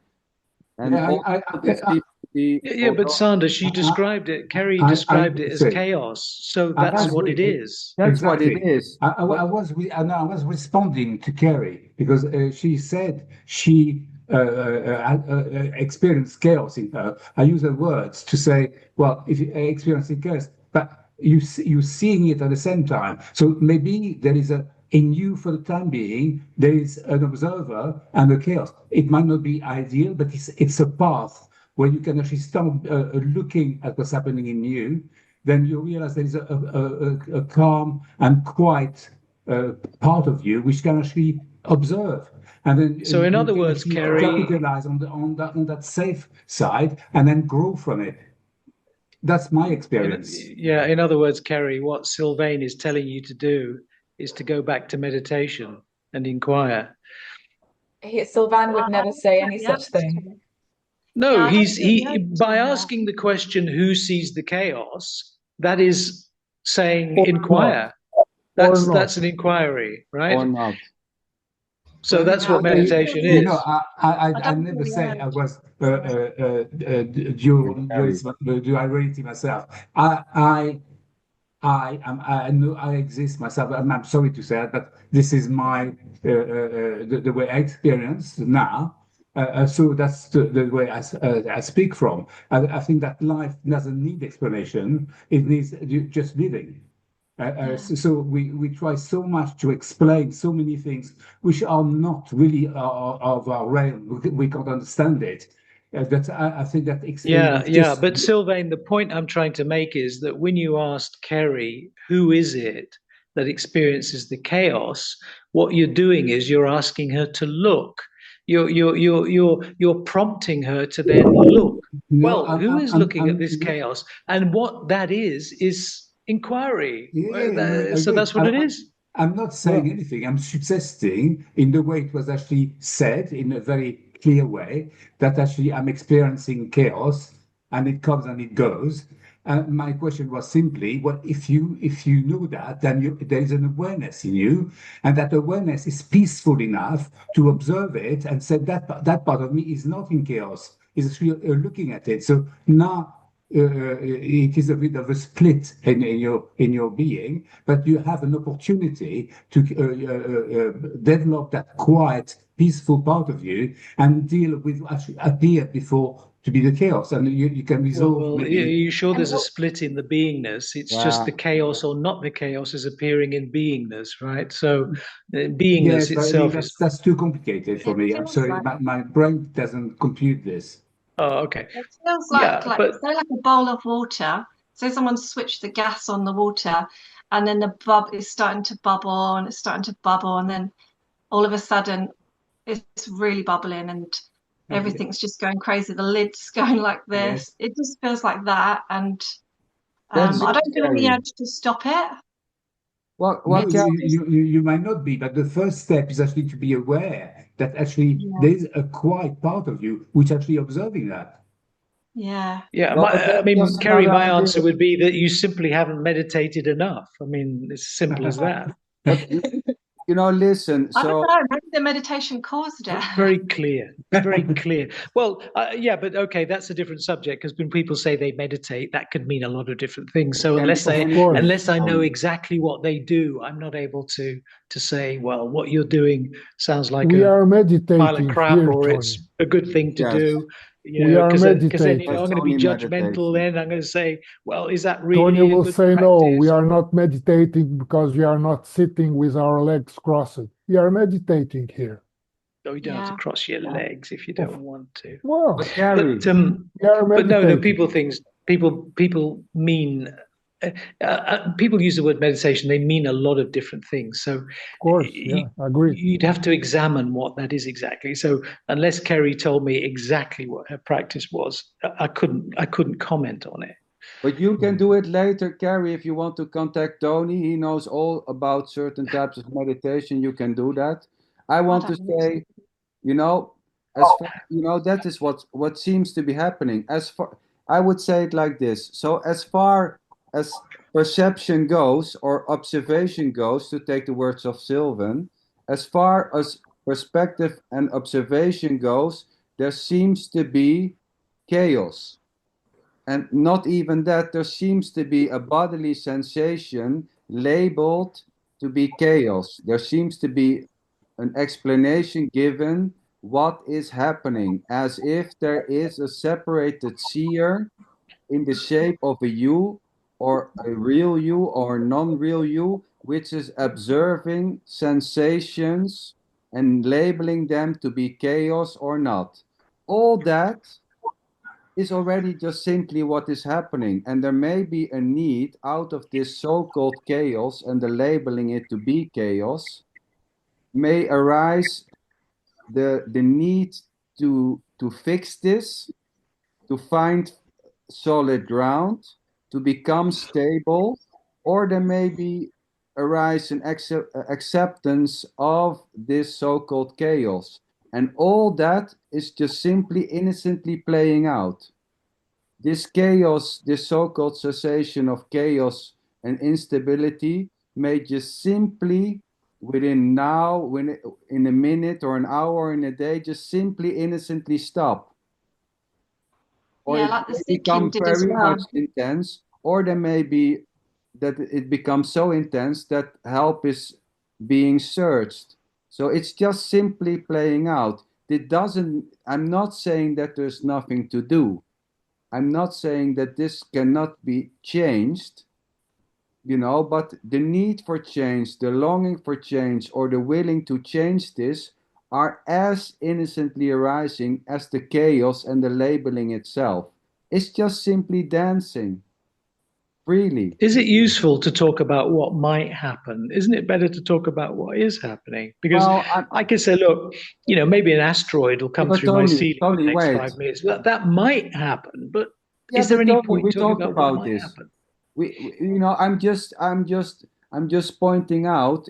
Of course, you can discuss if it's helpful, to say that this may stop, that this. Well, let's No, let's but ask wait, Kerry. wait. Kerry, do you We feel ask there's Carrie. something that Wait, needs to be fixed? Tony, Do you think Tony, there's something that Tony, needs to be wait, fixed? Is Tony, Tony, wait, Tony, wait. yeah. listen. I understand what you mean.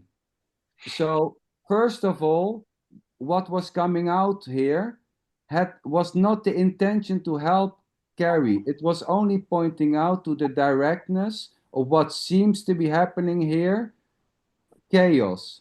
It was also pointing out that this chaos may just simply stop, may just simply become more intense.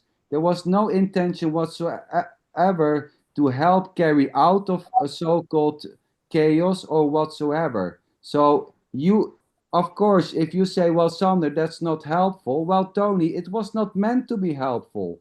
It No, was I understand that. pointing to the I'm correct just situation. interested. I'm just interested in whether Kerry thinks that she feels that there's something to be fixed. It's just an interest in No, that. I don't feel any. It's more of like an acceptance of what's happening now. Like before, there's the experience that Yes. before was a seeking, which was The human condition, yes. stressful. Yes. Yeah, and then now it's switched to what feels like chaos, but it's acceptance of it as So well. you don't feel like you want to turn the gas down on that boiling pot. No, not at all. I feel like like say like a supernova or whatever. A supernova wouldn't try to stop itself exploding. And I don't feel the urge to stop what's going on here anymore at the moment. Like Well, it here you feels go. Here you have it. You know, that is one of the situations which was pointing out here. There was a saying here that maybe this will change into accepting the situation and the lack of the need to change the situation, where Carrie now simply innocently explained, well, there's no need to there's no need to change this situation. There seems to be acceptance of the situation also at the same time. But in 5 minutes, there can be a sudden need to change it, to do something about it. This so-called acceptance, which seems to be here, as far as Carrie innocently is reporting there to be an acceptance, may just simply vanish like snow in the sun. And there is a high need to call Tony and to say, help me and let me teach meditation or whatever. I just asked the question because most people who might identify as a seeker, I'm a seeker, are want to do something or feel that they're on some kind of path to discover some kind of truth or discover something. So there is this intention or a feeling that the seeker Yes, feels but that they're Tony, on a if I'm not, they're no if I'm not yeah, but wait a minute. Let mistaken, me finish. But wait a minute. Gary You put me said that down she before, but I was can't a finish what I'm seeker. saying. Yeah, but let me She finish what I'm was a saying, Gio, seeker. because you can't. No, She's wait a not minute. a Let me finish seeker. what I'm saying. Well, look, what's the point of this? Honestly, you're putting me down, but you won't let me finish what I'm saying. The seeker feels that they're on a journey. They feel that they're doing something. They have to do something, some spiritual practices. So I'm just interested in Kerry's reaction to something that sounds to me like it's unwanted, this boiling pot with the lid on and all that stuff, right? But that sounds to me, you see, as if that would be unwanted. not anymore. Because it hurts. Okay, Yeah. that's all right. Yeah, that's what I was going to point to you, Tony, that she started off saying that I used to be an intense seeker. I don't think she's a seeker anymore. Maybe, I don't know. And Carrie why would. did that change, Carrie? Kerry, what happened to make that change? I don't know. Maybe I have no idea. It just changed, and Right.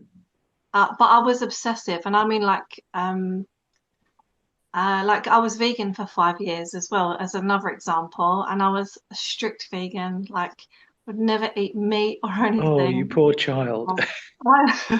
Yeah, I had that a lot, but like Sorry. everyone around me trying to I convince me am to. a vegan.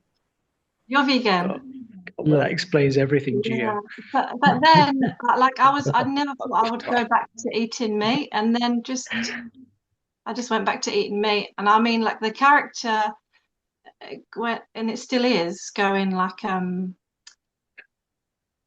going over the top, like almost dramatic, and almost like just because I can sometimes. Like I bought a whole chicken, and then I was in the car eating a chicken like a caveman God, on the sounds way back. wonderful. And then I was like looking at myself thinking a little while ago I was vegan and I was like strict vegan, and here I am eating a chicken in the car like a mad woman. Well, this can happen, Carrie, from being a Yeah. strict vegan. I've seen this because here there was also vegan, eating vegan. And suddenly this just simply flipped from being from vegan, from loving to not eat chicken or whatever, to eating meat in an excessive way.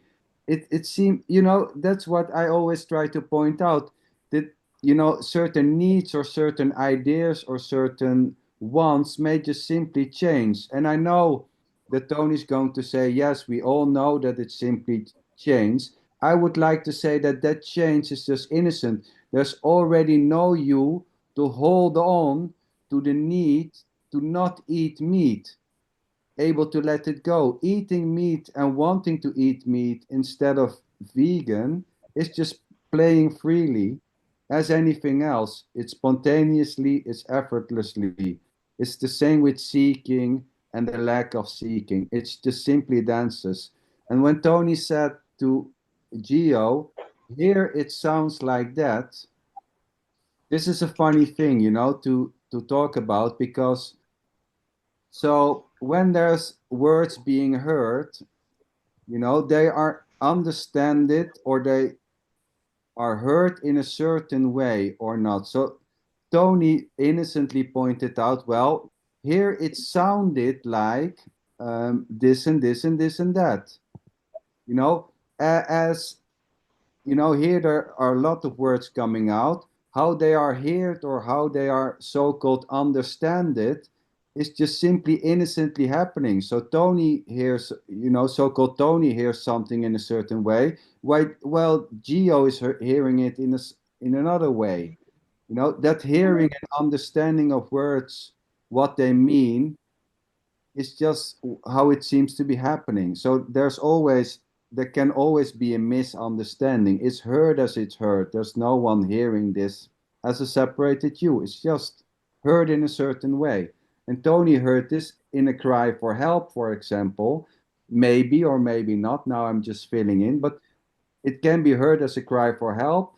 Here it's only heard, when Carrie's talking, here it's heard as an innocent report of whatever seems to be the case there.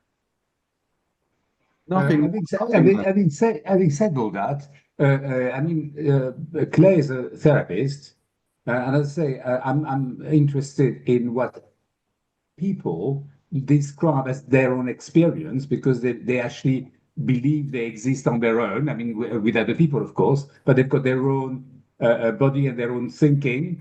And when somebody is in distress in any way, shape, or form, or when they're questioning, then there are people around who are prepared or trained to actually help them find how to carry on the road.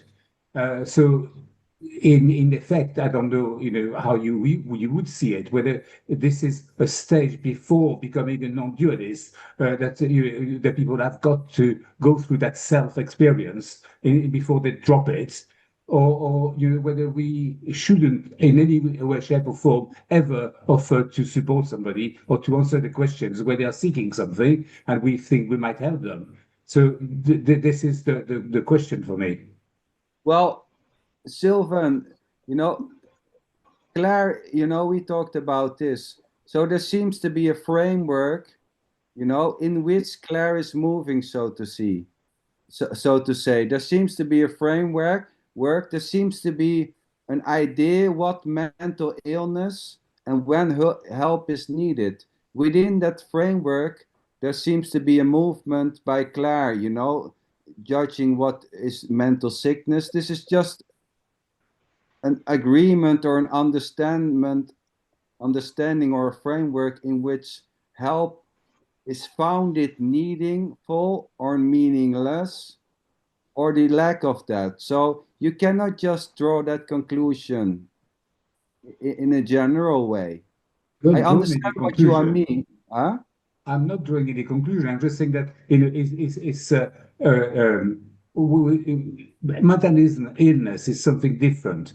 I'm talking about people sort of question about life, because whether we like it or not, life is not easy. We are, finding challenges. That's just another idea. That's another idea. Whether it's another idea or not, people are facing it. And then, whether you're next to them, whether you're supposed to say, well, I don't care really. No, but no one is doing that, Sylvan. This is a nihilistic meaning. This is not about not helping. No, because no one here is saying it. No one is saying to Carrie that. Do you hear me say that nothing is happening? That it's not real. So you give the idea that this is about letting everybody go to hell and not helping.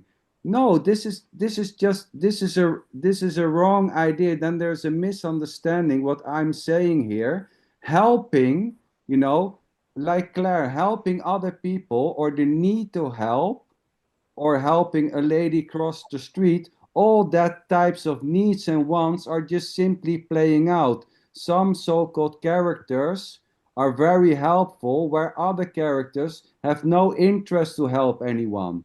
There is not one good way or another good way. So wanting to help people, this is not about saying, fuck you, nothing is happening and I don't help you. No, helping or the lack of helping is just innocently arising. So this is not saying that we should not help each other and we should all say to each other that nothing is happening and there's no need for help. Of course, when there's when I keep it to this experience, when someone is coming for help, there is either the wanting to help or the not wanting to help.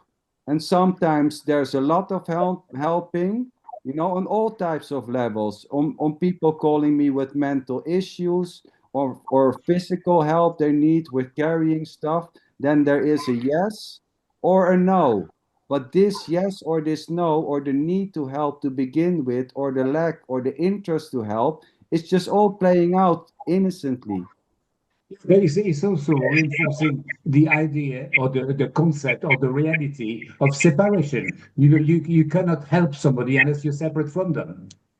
No, but that's, in one way, yes. In one way, but no. In one way, yes, but in one way, no. There can still be help in the whole idea that you cannot help anyone if you are not separated from them or you are separated from them. That whole idea is already not separated. That whole conclusion is already completely what there is. So this assumption that you cannot help people, that I should not, so here there's no sense of separation, but there is a helping. So obviously there can be helping when there's no sense of otherness, there's still helping. Life doesn't see you already as a separated individual. So this has nothing to do that you need to see separated people. I don't see anything which is separated, but still there is a helping. I don't see others as separated individual beings with a choice and a free will, but still there is as if they are separate and there is a helping because there's an understanding that there may be a sense of separation. So here there's full on helping many times. I was just going to say, Sander, that I think that's the best kind of helping, when there's the sense of there's not a separate individual who needs your help because there's something wrong with them. I think that's actually the only way that you genuinely can help somebody, when you're not talking down to them, when you're not seeing them as separate. Yeah. Right. And on the other hand, there are certain tools that the psychotherapist has that may help the human program to get rid of some real trouble, some real bugs. Let's say that I went through a trauma when I was young, okay? It is a real problem. It is a real trauma. Why not seek help from someone who has tools that can sort of heal this trauma? It's like fixing a car or fixing a program or fixing anything else. And I have heard that this kind of thing can do really wonderful things. People Yes. can really change their life. Why not?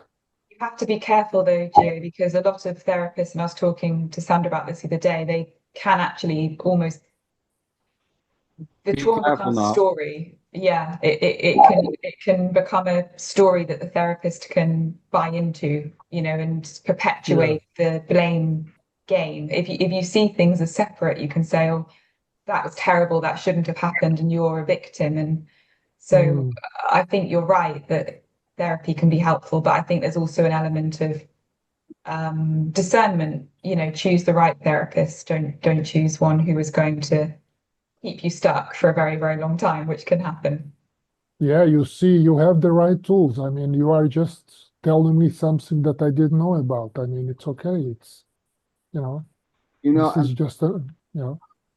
Sylvan, I want to mention a thing. So there's no sense of separation or location whatsoever. But at the same time, there was many times, you know, in interaction with so-called others, there was this advice maybe to seek help from a psychotherapist or call Claire or call another one. So even when there's no seeing or no sense of separation, this doesn't necessarily means that the advice to seek help from a psychiatrist or to do yoga or whatever may not happen, as if there is such a thing as a separated individual, which I don't see.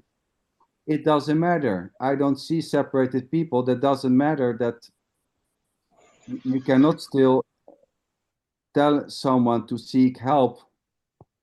I'm perfectly happy to agree that we are. It's all one. I can see that for myself at a particular level. But we're also mentioning here the difference of knowledge between people, because some people will have the capacity to do particular things other people don't have. So there is actually interaction between apparently individuals. I mean, even though that's a whole, it's a whole at the end, we all play a separate role. Especially in a psychotherapist room. I agree. Yes, some so-called individuals seem to have the knowledge to create a rocket, while others are just are have the knowledge to cut trees.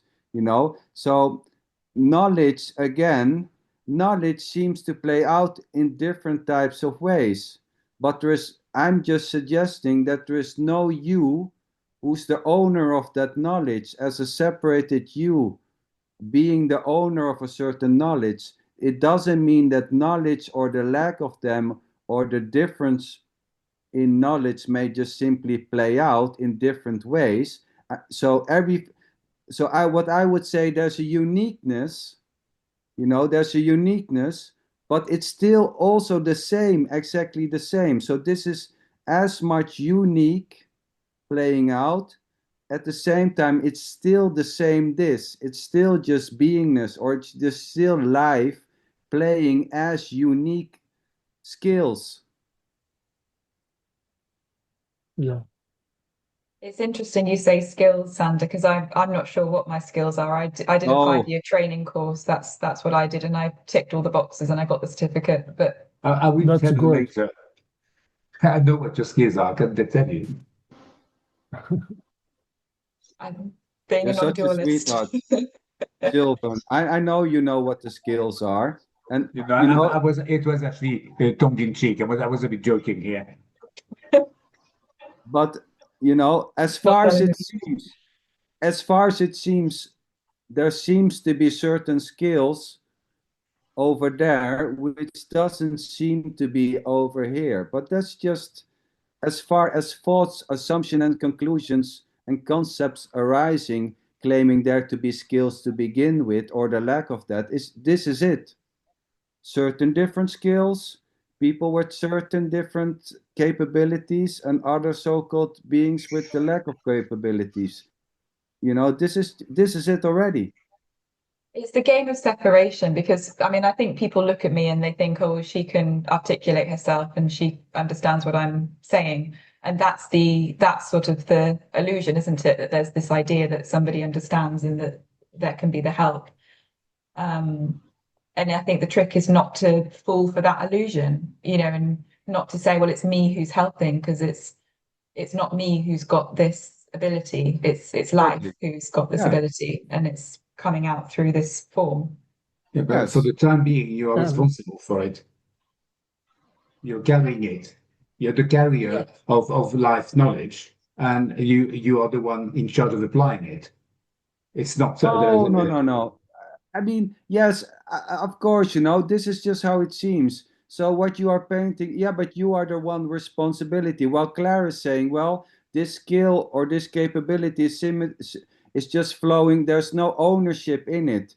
It's not mine. It's just flowing through me. That's what I hear. So there's no sense of that particular skill to be Claire's skill, as she doesn't experience it to be her skill or claim it to be her skill. And now you're saying, yes, but it's your responsibility. So, but that's only one level of the coin. You are claiming something which is not felt there. But from your so-called perspective, it's Claire her skill, where she is saying, no, wait a minute, this is not my skill. This skill is just flowing through me. And this is what I mean. There seems to be a misunderstanding that, in a way, there's a seeing that Claire is the doer, and that she's the owner of that skill, that she's the owner. Well, she's obviously expressing to you, no, that's not how it's felt here. And there's a misunderstanding. Not Although really, because it is the same thing. Whether you have life skills, and I think the difference, what Claire is trying to say, I don't put words in the mouth, but what I think is, you can say, I'm a great person because I've got all this fantastic. That's claiming that you are something special. That's not the right way. But to actually say that I have those skills is actually the reality. You do have those skills. no. That's your reality. Well, That's the reality how you seem to say it, because Claire is obviously saying something else. First of all, she's are not you? like saying it's my skill. She said this is what I can do, is flowing through me, but it's not felt, it's my own skill. So there's a slight difference. I think you're both right. It's Yes, the because I'm saying that. So it's Sylvan, I'm not saying you're completely wrong. I'm saying there seems to be an idea that Claire is the doer of the therapy, and that she has that skill, that she in some way owned this skill, as there is a Claire and something which she has understand it and she is putting to use. Well, Claire was obviously explaining for me that that sensation of it to be my skill as something which is separate from me, which I owned, is not arising. Yeah, but it's semantics, isn't it? As we do, especially me being foreign, I don't always get the right words. But effectively, it's a great excuse. well, it is an excuse. It's not an excuse. It's true. It's the fact that we've got to say things in a particular way. We have every single one of us will have characteristics which are unique, Yeah, and so I don't agree. I don't so, disagree with so you, you can sir. say, well, okay, this is what life has given me. It works through me, and I'm not claiming that I'm very special because of it. I'm just applying it. Yes, That's I agree entirely. That's the way it works. yes, and it's the same, because you said also to her, yeah, but you have a certain responsibility. And here again, it's all about semantics. When you say to her, you have a certain responsibility, so on the level of semantics, on the level of language, yes, you're right. As far as it seems, that you can say that she has a responsibility, but responsibility is again not something which is owned or which is done. Responsibility, like any other so-called things, the lack of responsibility or taking responsibility or taking no responsibility at all is just what's happening. It's not owned. There's no you as a separated doer or owner of a responsibility, nor as a owner of skills. Although this may look like on the level of language, because there we are all pointing to the so-called physical form as if that is a separated individual. And although this may seem to be true on one so-called level, it's maybe not the ultimate truth. It's just how it seems to work. Again, language. Yes, I mean, Sylvan's not really a traditional non-dualist. He really believes in duality, and I think he likes people to celebrate their skills and their abilities to do things. And all too often, Yes. people can sometimes fall into the, oh, it's not me, I'm not here, there's no one here, and that's a sort of hiding in the shadows a little bit. Sometimes you need to step out a bit more and Yes. say, yes, I can do this. I also, happened for me, my life, what my experience is. I just love life. I'm intrigued because it's a mystery to me, but I'm a great observer of what I can see. And when I see how wonderful the creation is, like, you look at a tree from a seed, growing into a tree, or a baby being made. I think that there's an experience of that for me, which is fabulous. And for the same reason, my instinct is to say, I want to protect life. So, Yes. from that point of view, when I look at human beings, because we are all equipped from marvelous gift, so when I say that we need to be responsible, I mean by that, we want to live and make life as good as possible, and therefore, when we've got skill, we are, it's a good thing to use them. That's all I'm trying to say. Yes, but the funny thing is when you say, when I look at creation, here I would say, when you say, when I look at creation, that is already creation. There's nothing else but creation. There's nothing else but life. So if you say, I enjoy life, I'm a great fan of life, that's already life, as I am a great I fan of know, life. but a big difference there is actually, you're right, of course, but that's where I actually am aware of that, and that's the difference within anything else. I'm capable of looking at it and say, yes, it's all part of creation and part of creation, but I can see it. And therefore, this is a skill I have, or an ability I have, which has got to be meaningful to Yes, but me.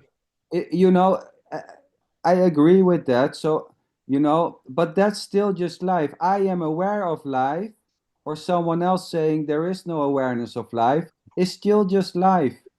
There is just life, nothing else, which include the Yes, I idea that you agree. are aware of it, or the lack of that idea that you, or the feeling that you are aware of it. It's still just life. It's not suddenly something else. No, no, absolutely. We go along with that. But I think that my instinct, when, for example, we can go back to Kerry earlier now, when you hear somebody who says, "But I'm not," or life is actually is a challenge at the moment, you've got to say, "Well, okay, don't worry about it. You can find ways out. There are things you can do about it." Yes. That's the normal instinct I have. If I see somebody cutting a tree for no reason, I will go and tell them, what are you doing? But or whatever happens, this is the way I function. Yeah, but that's exactly so beautifully. That is just the way how it seems to play.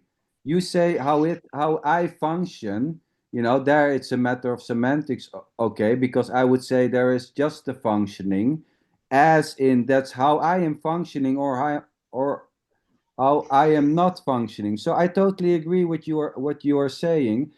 So when you say this is how I function, I would say it's just how it seems to play out innocently, you know, going to Exactly. Isn't someone. that marvelous, actually? Because I would go along with you. Life is so amazing for that reason, Yeah. because it goes So on. exactly going. So there it seems to function in a certain way. When there is someone cutting a tree, there is going to that person and asking maybe, why are you cutting the tree? That's just simply innocently how it seems to play. Where there seems to be another so-called character, and who just slowly passes by, and that is not arising. There's no need or idea to go and ask why he's cutting the tree. But one or the other, it's not better or worse. It's just simply innocently playing out. There is the certain so-called uniqueness, but in the same time, it's still just life, as saying, what the hell are you cutting a tree for, or the opposite. So it's But don't, unique and it's the yeah. same. It's still just life playing out, and it's playing out in a seemingly different way. But don't you agree that there's a place on the planet for ignorance, and some people, act in particular way which are detrimental, and No, it no. doesn't happen naturally that somebody says what you're doing is not the right thing to do. But what you think is right, and what other things, what this is not about that one way of thinking is right and the other way of thinking is wrong. This is not about wrongness or rightness. So ideas about what is wrong and ideas about what is right, both arises innocently. So the so-called uniqueness in the sense of what is right there compared to what is right here is already just simply what seems to be playing out. And to call one right or the other wrong is in itself not right and wrong. It's just how it seems to play. It's Well, both I don't know. innocent. I don't know. I think that right and wrong is probably the wrong word, but true and false would be a better word for me to use. I think that any action which is detrimental to life is false. But This there's is, just life. You know, and even a detrimental action to life is just still life. There seems to be well, an idea yeah, there's a balance, though. I mean, this is the way life is as well. When between something, what? pardon? Between good and bad? There a balance between good and bad or detrimental or not But detrimental? that's up to us. Well, but that up to us is just innocently rising. So there seems to be an idea, and I would say there seems to be a well-defined idea there. What is wrong and what is right? Where here, so to say, there's not such a well-defined idea about what is wrong and right, and at the same time, that itself is already not wrong or right. It's just what's happening, you know? I don't like to talk in terms about wrong and right because, you know, it's only right when all people think it's right, but definitely it doesn't seem to be that way in nature. So there seems to be people who are very interested and thinking they can save the planet, and we can all say those are the right ones, but in the end, it doesn't really matter. It's just simply how it plays. I mean, we've got a role in it. I think we do. But It's not, we don't have to be marionettes, sort of what you say. That's it. We're not sort of guided by a force somewhere else. It's me, I don't say don't talk on behalf of anybody else, but I think that I exist and I've got a life and I'm playing it, Great, and I'm very comfortable with that. great. And I'm I don't disagree with a lot of things you say, because I think that I would go along with a lot of that, which I've found for myself. So yeah, I think we've got a fantastic opportunity, and the better we get at it, the better life we get. What's really funny about this is that I agree with everything that Sander said. It's just I don't think like that. I agree with everything Sander said, but I think like Sylvain does. yeah. But so Tony, that's beautifully said. And I'm not saying, here there's I not just saying don't that, think like you do, Sander. no, I I just know. don't think in terms of, oh, everything is just spontaneously happening. I mean, I just don't think like that. No, but it doesn't It's matter. just not a practical reality to think like that. No, but I'm not thinking like that either. This is just an assumption that there is an actual thinking about that where it's not. This is just an expressing of how it seems to be. Where there seems to be an assumption that it's a thinking, but this is not a thinking. Of course, This you is can. just an interesting crystallization, because when Sylvain talks on the individual level, I completely go along with that. I don't have Yeah. any problem with that at all. But you're countering it by saying that there is no separate individual doing anything. But who the Wait, hell thinks like that? but I wait, don't think Tony. like that. Wait, I said to Silva many times that on one so-called level, I totally agree, and that is the level of the so-called seeming there to be a separated individual. So I'm not saying that he's wrong or right. Yes, there is an individual as far as Yeah, but a for, while back you said there's Go no wrong or to right. yeah, There's but no wrong or right. yes. So And then I'm a while back you said, if someone's child was dying, you wouldn't be completely neutral about it, right? So No, but that itself is also not wrong and right, Tony. You don't listen. So, yes, there is wrong and right, but that itself, I tell you what the difference is. I have no issue at all with talking about my skills, if we go back to the skills thing, I have no, I mean, if I talk about my skills, if I have some skills and I talk about my skills, it's fine. That's fine.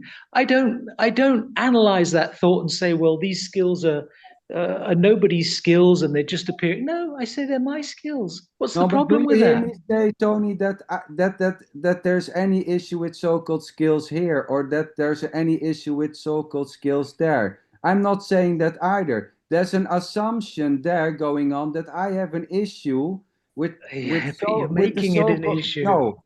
There seems to be an idea that there is an issue here with so-called sense of personal skills, where I say no, there is no issue. I never say there's an issue with personal skills. I'm only saying that here that sense of personal skills is lacking, and that the sense of personal skills or the lack of personal skills is just innocently arising. And it's okay. I said in the beginning of this meeting also to Gio that it's all included. So there may be a sense of separation. I'm totally fine with being addressed as a separated individual with certain skills when it comes to my boss saying, Sander, I think you are a good working. I'm totally fine with he addressing me as a separated individual. I'm totally fine with his so-called seeing that there is a separated Sander with certain skills which I own. I'm Okay, totally so what's fine the with question all of here that. then? But So what are we talking about then? So if but that's true, what are we talking about? no, but it's not what are we talking. But at the same time, I'm fine with all that. I'm only saying here is there no sense of owning a skill or being a separated person at the same time. So I'm completely fine with all of that. With you saying there is a doer, with Sylvan saying we are able to do stuff. I'm all fine with that. There's no No, issue with. but you're not though, because you're countering what Sylvain is saying from the individual Yeah, but level. You're I'm countering countering, it. yes, but it doesn't mean that I'm not agreeing with it, or that I'm not fine with it. There seems to be an idea that when you counter something or where you say something which is the opposite, the opposite, the other side, let's say it like that, yeah, that there is an Mm. issue. No, there's no issue. Then you're not listening. In all these meetings, I have said there's no issue with anything. And if there is an issue with something or nothing, there's already no issue with that either. I have no issue when having an issue is arising. When having an issue with something is arising here, that's just simply what it is. And I don't even have an issue with having an issue. Actually, Sanders, I certainly don't take issue with you at all. I think we're having a discussion, and you bring something to the discussion. I'm listening to what you say, so this Yeah. is the way we have a discussion. I'm not trying to win anything. I'm not trying to convince anybody. I'm just No, I know telling that, you who I am. Sylvan. I know that you're a sweetheart. And to be honest, this meeting is not. I told you, I told in this meeting, I said 3 times that, if there's a agreeing with the words coming out of this phase, if there's an agreeing or a disagreeing, and Tony, listen to this, if there's agreeing or a disagreeing, and you said you are agreeing, but if there is a disagreeing, I'm totally fine with it, Yeah. because hearing this in a certain way, or agreeing or disagreeing what is coming out of this phase, is just simply what is. The agreeing with words or the disagreeing is simply innocently playing, as is thinking it's wrong, as it's thinking it's right. It's just simply what is. I have no issue with See, it. here's my point, Sander. If non-separation is really a lived reality, then you would never ever want to question the way you talk about, say, my skills. You would never even want to question that. If there really was no separation, the question wouldn't even arise about I love that trying to assumption, dissect Tony. that in terms of doership and non-doership. You see what I Well, mean? That wouldn't even arise. well, No, that's but then just. the problem, the thing might be that like there's no issue with him having having that thought come up or questioning that in the first place. So that's also, Exactly. you could keep bending it and turning it until it fits Yeah, you your could say narrative. that. You could say that. But all I'm looking at is I'm looking at a statement from Sylvain, who says that something like, I'm an individual and I have a place in the world. And then Sander says, yes, but there is no one having a place in the world. And at the same time, there is someone, Tony. I told you 1,000 times. But what is that interchange then? What does that interchange mean then? If Sylvain says, look, I'm an individual who has a place in the world and there's meaning and purpose and all the rest of it. And then Sanders says, yes, but that's not really happening because there's no Tony, individual. this is but that's what complete you said, bullshit. right? Tony, But that's what you said, right? No, now I'm getting upset because this is bullshit. I always say, if you look at the films I make, I say there is no you and there is a you at the same time. I would say there's personalship. As far as it seems, there may be personalships, there may be a felt person, and there is no person at the same time, and not even. Now you're sketching like I'm a one-sided coin, that I'm saying, no, there is no doership. But I already said I don't disagree with you. Doership. But I already said I don't disagree with what you're saying.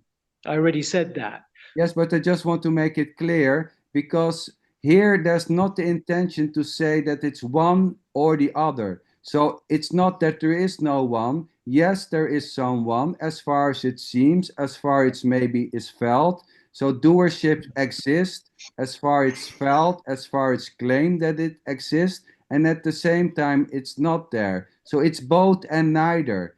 And you know that because we had many discussions. I'm not a one. Okay, but that's fair enough. That's fair enough if there's both. But in the interchange, it sounds like you're correcting what Sylvain is saying. Sounds as it sounds. Let you, Sylvain, if it, and totally, this may sound corrective. Yes, it may sound like a belief. It may sound corrective. I totally agree that it can sound in any way, Tony. I'm not denying that this may sound in a certain way, and it may sound in all types of ways. It may sound as a judgment about Sylvan. It may sound as a correction. It may sound as a belief. But all that itself, how it is heard, like you said, here it sounds. You said to Gio, here it sounds like that. I'm saying it sounds like it sounds. This is free to be heard as it seems to be heard. This is free to be understood how it seems to be understood. This is free to be felt how it is felt. If it is felt hurtful, is felt hurtful. If it felt counterproductive or as an opposite, or if it sounds corrective, it sounds like that. I'm not denying all that.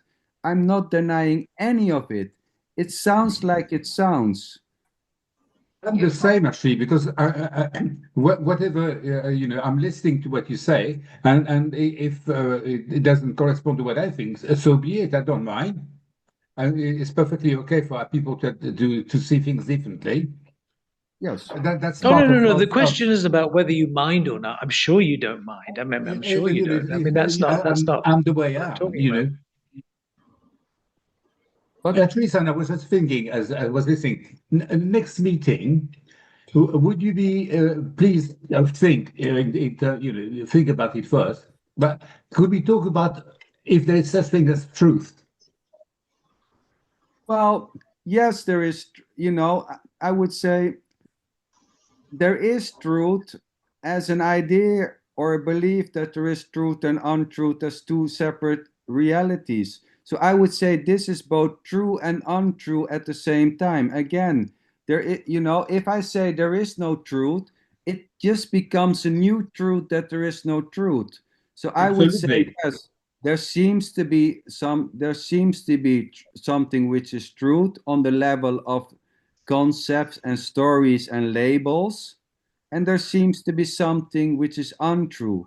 But when it comes to this so-called meeting, is this truly happening or not truly happening? Well, there may be a sense or a belief or an innocent labeling that this is the truth compared to something else, a night dream, what is not true. I would say a night dream is as much truth as this conversation, and it's as much untrue. both and neither, because there's just simply no way of knowing. Truth or untruth are just simply innocently labels put on certain things. They are constructs, they are concepts. You know, it's an idea. There's a concept about what is true. It's the same with reality. There seems to be a collective understanding about what is real and what is unreal, and there seems to be a collective understanding what is truth and what is untrue, and this seems to be playing out. So if you say, is there truth, I would say yes, there is and there isn't, and even that is just a new truth, that there is a truth and no truth. It's, you cannot come anywhere with these types of questions. Yeah, but what's interesting, actually, I would like to establish at some point, is there any way that actually, at least on one point sometimes, we can all agree that we see things the No. same way? No, I talked about this with Claire, and when I say this to Claire, because I know Claire, when we have our conversations, it seems that and she said, I don't like that when you're saying, I like it always when she said, I don't like, Sander, what you're saying now, but she said, well, she's painting a picture that one day maybe we come all to the same idea or conclusion, or that one day we all, this is never going Madness, isn't it? This is not. There is something we can all agree on. That we disagree. Right. Yeah, there is something we can agree on right now. If I ask you a question, Sylvain. That we're never going to agree on all No, levels. I think we can all agree on this. I'm pretty sure we can all agree with this. So, Sylvain, if I ask you, do you know that I am? Yes. Oh my God, Tony. Right, I think we can all agree on that. Right, that's it. Agreement. Boom. Right. Next. I am. You know that you are. I mean, by the way, I should rephrase it. We know it I should because rephrase it in you your say terms. without you. Do you know that you are? No. Do you know Tony. that you are? The answer must be yes. The No. answer must be yes. Do you know that you are? Yes. No. Yeah, in an impersonal way. Even Nisargadatta was saying, you have to go past the I am. I am is just without the I am. What is there? Nothing. It's but. No. Nisargadatta said the I am is the reality. That's No, what's no. real. No. I am just I tell another you- idea, Charlie. I am is just another I'll idea. Yes, No, carry I'll on. tell you why. I'll tell you why. Because in that book, in that damn book that I never really want to recommend to anybody, I Am That, he mixes the meaning of I am. So in some contexts, the I am Yeah. is the limited individuality that appears and disappears, the egoity, the I am. And in other places in the book, the I am is referred to as the real I, which is the unbounded, spacious presence or Because awareness. it is a And that's what's translation. confusing. Yeah, I That's know. what's confusing Yeah, about that book. it is a Who wrote that translation. book, by the way? Who's the Yeah, author the of the book? translator. So Sylvain, when I say to you, do you know that I am? I'm not talking about the limited. I'm talking No, I about the understand. unlimited. Yeah. Yeah. Well, Who wrote And I that think book, by that's the something way? we can all agree on. no, Tony, Hey. I don't agree. I don't agree. Well, it's about time we disagreed on something, Sander, because Yeah, I would say there's no question for me. There is no such thing or no thing as I am outside of the thought that you are or you are not to begin with. Well, that's just a concept. I'm talking about a direct Well, experience. yeah. I am. And on that direct experience, I can agree with when it's impersonal.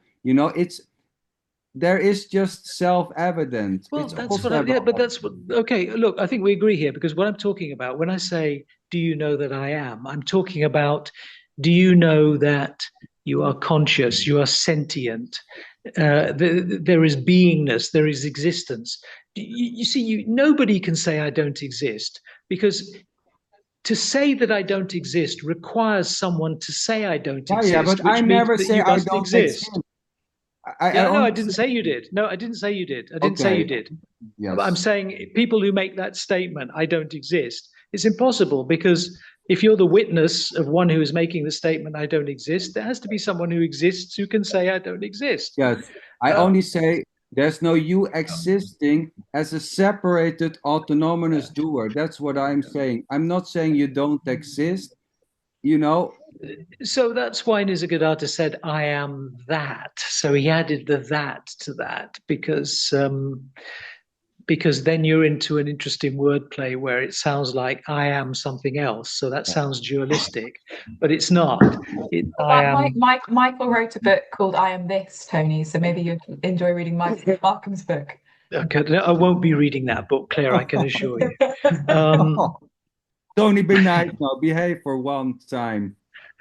I'm just saying I won't be reading that book.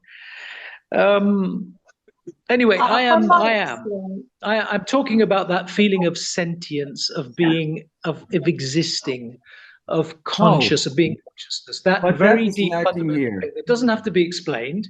It's just, yes, I am. You know that you are. That we can all agree on.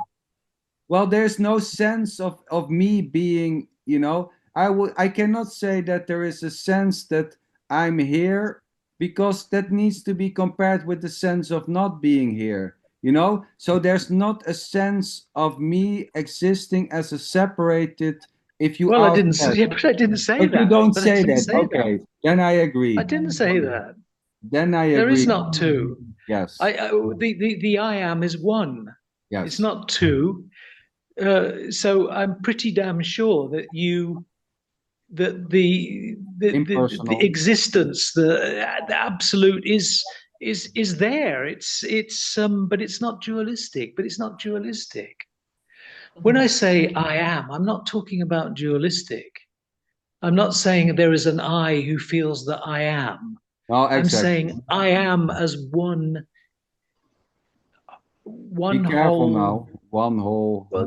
Well, yes. You see this. You see, this is it, isn't it? We all know about the limitation of words, and of course, the more words you add, the more you're getting away from the directness of what you want. Every single word adds another concept or idea or belief or whatever. And let me But to tell you, simply because you don't have to say I am. I'm not even saying you don't have to say the words I am.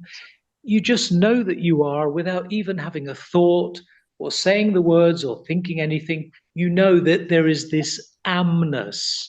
yeah, but Tony, Amness. beautiful. So if we go back to the first beginning of the meeting, so where I see this statement of I am can be misunderstood. Let's call it misunderstood, because I, for many, can be misunderstood to be this physical system where I am, you know, in the sense of their sense.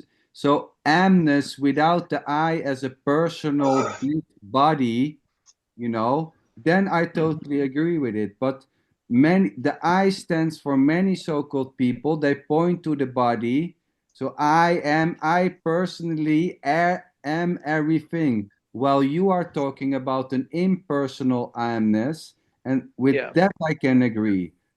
Yeah, I'm talking about the direct sense of amness that is self-evident to itself. Which is not, like everything is included in this in a way, but but there's like not a source. There's not like a source. Like say you look at the ocean, there's not a source of the being of the ocean. There's just the ocean. Yes. In that sense. Yes, and the wave, you know, we can say that the waves are like this so-called personal, you know, but the wave is never, you know, the wave is never separated from the ocean. It may seem because the ocean and the waves are all made of water. Yeah, so it's the same. There's just this, although it may seems that the wave is something else, it's still just the ocean. There's no separation between the wave and the ocean. It's all the ocean. And also I would say that the rising of the wave and the falling of the wave back into the ocean neither adds nor subtracts to the ocean. Yeah, for me that's like the emotions. Like the waves are like the emotions, and then once the emotion passes, it goes back in. to the Yeah, ocean. that's But right. anyway, Because as I say, where does an emotion go when it disappears? yeah, I love Yeah, I that. Remember, would. there are no waves at the bottom of the sea. Yes, Yes, that's right. Yeah, That's right. and the waves can be the sense of story. personality, of separateness, but that separateness. So if the wave is the sense of separation, that so-called sense of separation is already not separated from the ocean, although it may look like that. Also, Kerry, you could say that if the True. emotion arises and then it disappears, and where's it True gone, that. right? You could then conclude from that it was never there. Was never there. Yes. And it's beautiful to like be able to relate to that for a split second, and then it doesn't mean anything again in the next second. It's just another story. Yes, yes. Well, that's right. So, in a way, it's a bit depressing, isn't it? But in a way, it's quite no, liberating. not really, because that's exactly why it's important to do inquiry. You say it so carefully, Tony. When you say, you can just say it out loud. You don't. There's no okay. I'll say it. There's no getting anywhere with this without inquiry. Without So- inquiry, you won't get anywhere. You'll just be So- playing mind games for the rest of your life, 10 years or But whatever. just say how it comes out, Tony. Like I said, there's nothing wrong. We talked about this. So here, there seems to be practicality. Well, you agreed with me, Sander, when I Yes, said I there has to agree. be some. Yes. Look, when we spoke about this, you agreed with me. Yes. We are That there has inquiring. to be some kind of inquiry. Yes. Because are without doing- inquiry, you're just going to be trapped within the mind's stories. It's not going to go anywhere. What There has are to we be doing inquiry. now, It's Tony? just Not inquiring? Yes, Tony. No, I'm not. I'm not inquiring. No. Oh, I No, but am. there's just inquiry, but then again, there is no separated inquirer. But yes, inquiry can be very helpful and very, I don't know how to say it. But yes, so I agree on that level, Tony. Yes. Don't you think that actually a living, I'm talking in your mind, what we can experience as individuals, sorry to say that again, it's That's okay by me. it's an ongoing discovery. The way we function, the way our brains sort of are functioning, which is a gift of life, obviously, it's not something I claim as mine. The more you look into it, the more incredible abilities you find in it, and your vision opens up, and you can see more things around you. I'm talking about visible things there, not imagination. And I think that's a tremendous way of living. It's an ongoing discovery. It's an adventure which never stops. Yeah, okay, but that's in the realm of experience. But as soon as you inquire, you're discarding the mind. So, the mind itself is the obstacle. Well, That's the you mean noise. That's the obstacle. the computer part of it, which is not really an obstacle because you can train the it. mind is stopping you. The mind, which is nothing more than one thought arising and another one coming. That's all that mind is. The totality of mind is just one thought, another thought, followed by another thought. That's all it is.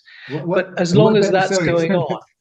Tony, what I say about the ideas rising and then falling is actually like when I've just eaten now and my tummy is going to rumble. And I think the ideas I'm really which emerge curious about what you're eating.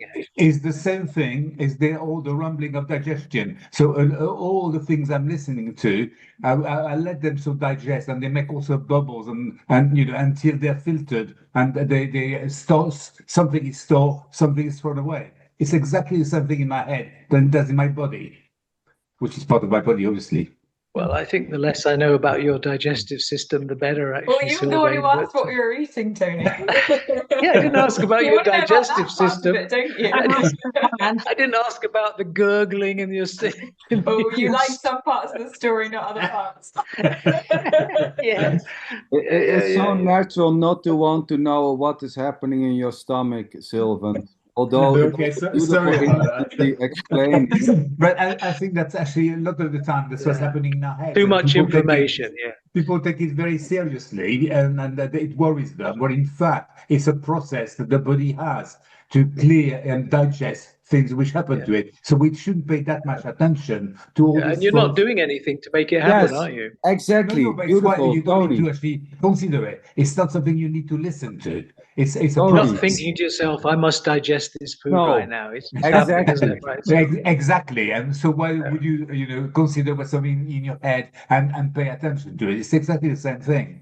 Yes, digesting is just simply It's just that you're happening making me on feel its a bit own. hungry, that's all. Exactly. I agree, Sander. I'm gonna have to have As a is this snack. movement. I'm As is heading. this. No, actually, after this, I'm heading for the fridge after this. But it's funny. I wonder sometimes because it's obviously clear that you are not. So there seems to be an idea in doership where doership, is there's no you doing the digesting of the food, but at the same time, there can be a great sense of doership by bringing the spoon to your mouth, but it's as innocently as the digesting of your food. So eating, or digesting both happens innocently, as there's no separated you doing that Yeah, but that's all kind of Well, autopilot stuff, isn't it? It's like when you absolutely, drive. It's like when you drive a car. You're not thinking about, oh, I must turn the exactly. wheel a bit now. I must Oh no, press on but the it's brakes a also bit. on things. Yes, I know what you mean, but there can, it does it's all autopilot. Even the idea or the belief that it's autopilot It's is all already spontaneous, even if autopilot. it doesn't seem. Yeah. Yeah, Yes. maybe it seems less spontaneous if you're having some reflective thinking, and Yes. you're kind of, let's say, you're conflicted about making a decision, and you've got to make one decision or the other, and you feel conflicted. So you think, let me think about this. Now, what's the right way to go? If I do that, that would be okay. But on the other hand, it'd be better. So if you've got that reflective thinking going on, that sounds like there's more intentionality. Yes. Intentionality. The danger, But of course, we find it in meeting like this one. We have a tendency sometimes to connect thinking we are our thinking, and therefore there's a sense of value. My thinking is, I've got to show it, to pass it on. And in fact, that in itself is quite unhealthy, because the need to the importance of our thinking means that we pay so much attention of all those thoughts which happen in our heads when we're on our own. And this is what drives people mad. All those thoughts coming all the time because we want to get something from thinking. It's a great value to think. It's not, no more than digesting. But your thoughts are very important, Swimmer. But yes, but only some of them.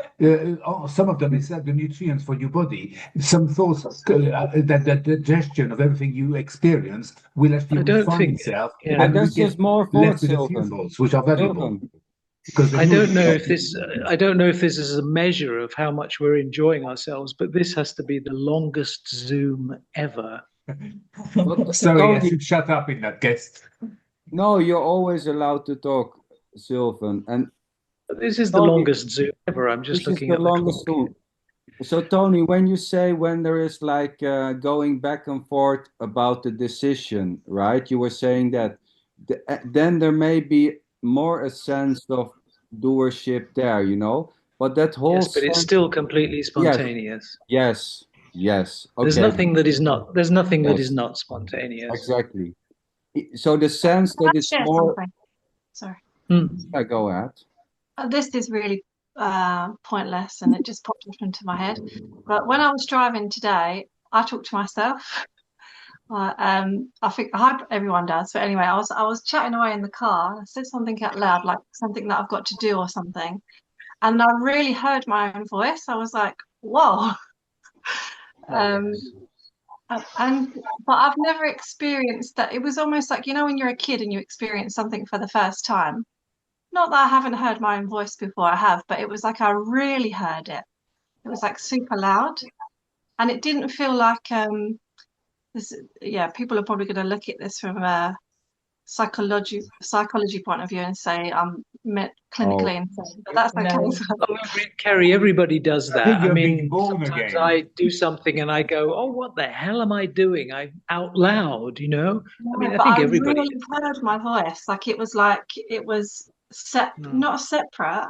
It was separate. It felt separate. it felt really loud, like, whoa, I was just really aware of it in that moment. Like there were two of you. In a way, yeah, it did feel a bit like that. Yeah. But there wasn't any attachment to it. It was more of I just noticed it and I thought, You've been conscious of being real. Have you experienced what I would call witnessing, where you feel like you're watching yourself, do something? It's like you're standing back as a witness, witnessing yourself doing something, which is just happening. I guess that was a little bit like that. But no, usually I don't feel that. I don't feel like lately anyway. I mostly feel like I can't really explain it. That's a good explanation, by the way, that you can't explain it. Yeah, I can't really explain. I can't put it into a word. Well, yeah, you don't have to really. Yeah. Don't have to. Yeah, okay, I'll leave it there. I would say, so Sylvan was saying it seems like a separation. So there was like a separated listener, hearing the voice. He was asking, was it that? I would say that whole so-called separation, or you said, yeah, maybe it was, maybe it was like a separated observer. But that whole so-called happening was already not separated. Yeah, for It sure. was already completely what it is. It was more for me like, just an interest, like a childlike interest, really. Like when you see something like a new tree, say a tree that I'd never seen before, if I saw it and I'd be like, wow, I've never seen that before, Yeah. Or did it have some like a kind of freshness about it? Yeah, like hearing my voice, I was really like, wow, I really noticed it, and then it was gone. But just everything, that's what I mean. Everything's just the experience that I'm having at the moment. It's not special. It's not anything. It's not. It's just different to what I've experienced before, and there's no solid solidness about it. It's just changing all the time, and yes, it feels like. Well, Kerry, it sounds like depersonalization to me. You need to go and see a therapy immediately. Claire, I think this is where you step in. I think you're absolutely fine, Kerry. I think it's. I I've think as already Sylvain seen says, it's a rebirth. Yeah, I don't know what it is, oh but my God, Claire. Why? It's okay. Claire will leave her telephone number in the comments. And if you Thanks, want to man. do some good practices, you can call Tony. I was going to say, Kerry, it sounds like you're in the UK as well. Whereabouts are you? Yeah, I'm in Essex. Oh, we're Oxfordshire. All right, not far. Come and see us, and you can talk to yourself all the way. And when I get there as well. Yeah.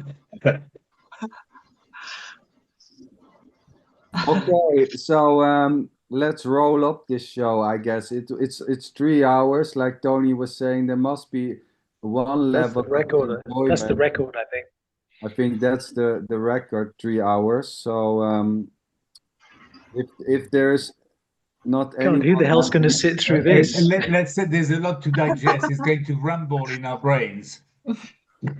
Sander, who the hell is going to want to sit and watch 3 hours of this? I don't know. Well, I would say, I don't know. Maybe there, it doesn't really matter because, there may be an interest to watch this 3 hours or just sip it through. It's all good, It's done anyway. So, if there's anyone who still have an urgent need to say something, then now is the chance. Good night. Sorry, what do you say, Sylvan? Good night. Good night. Yeah, beautiful, Sylvan. Claire, I mean, thank you. We didn't hear Claire so much, but it must be 3 hours. My bum is getting sore. Sylvan, anyway, I'm heading for the fridge. Your bum, Tony. No, you don't. Well, he talks about his digestive system. I can talk about my bum. Lovely meeting you all. Thank you very much. Yeah, thank you. Nice to meet you. Tony, Rosa, Wendy, nice for being there. Carrie, Gio, as always.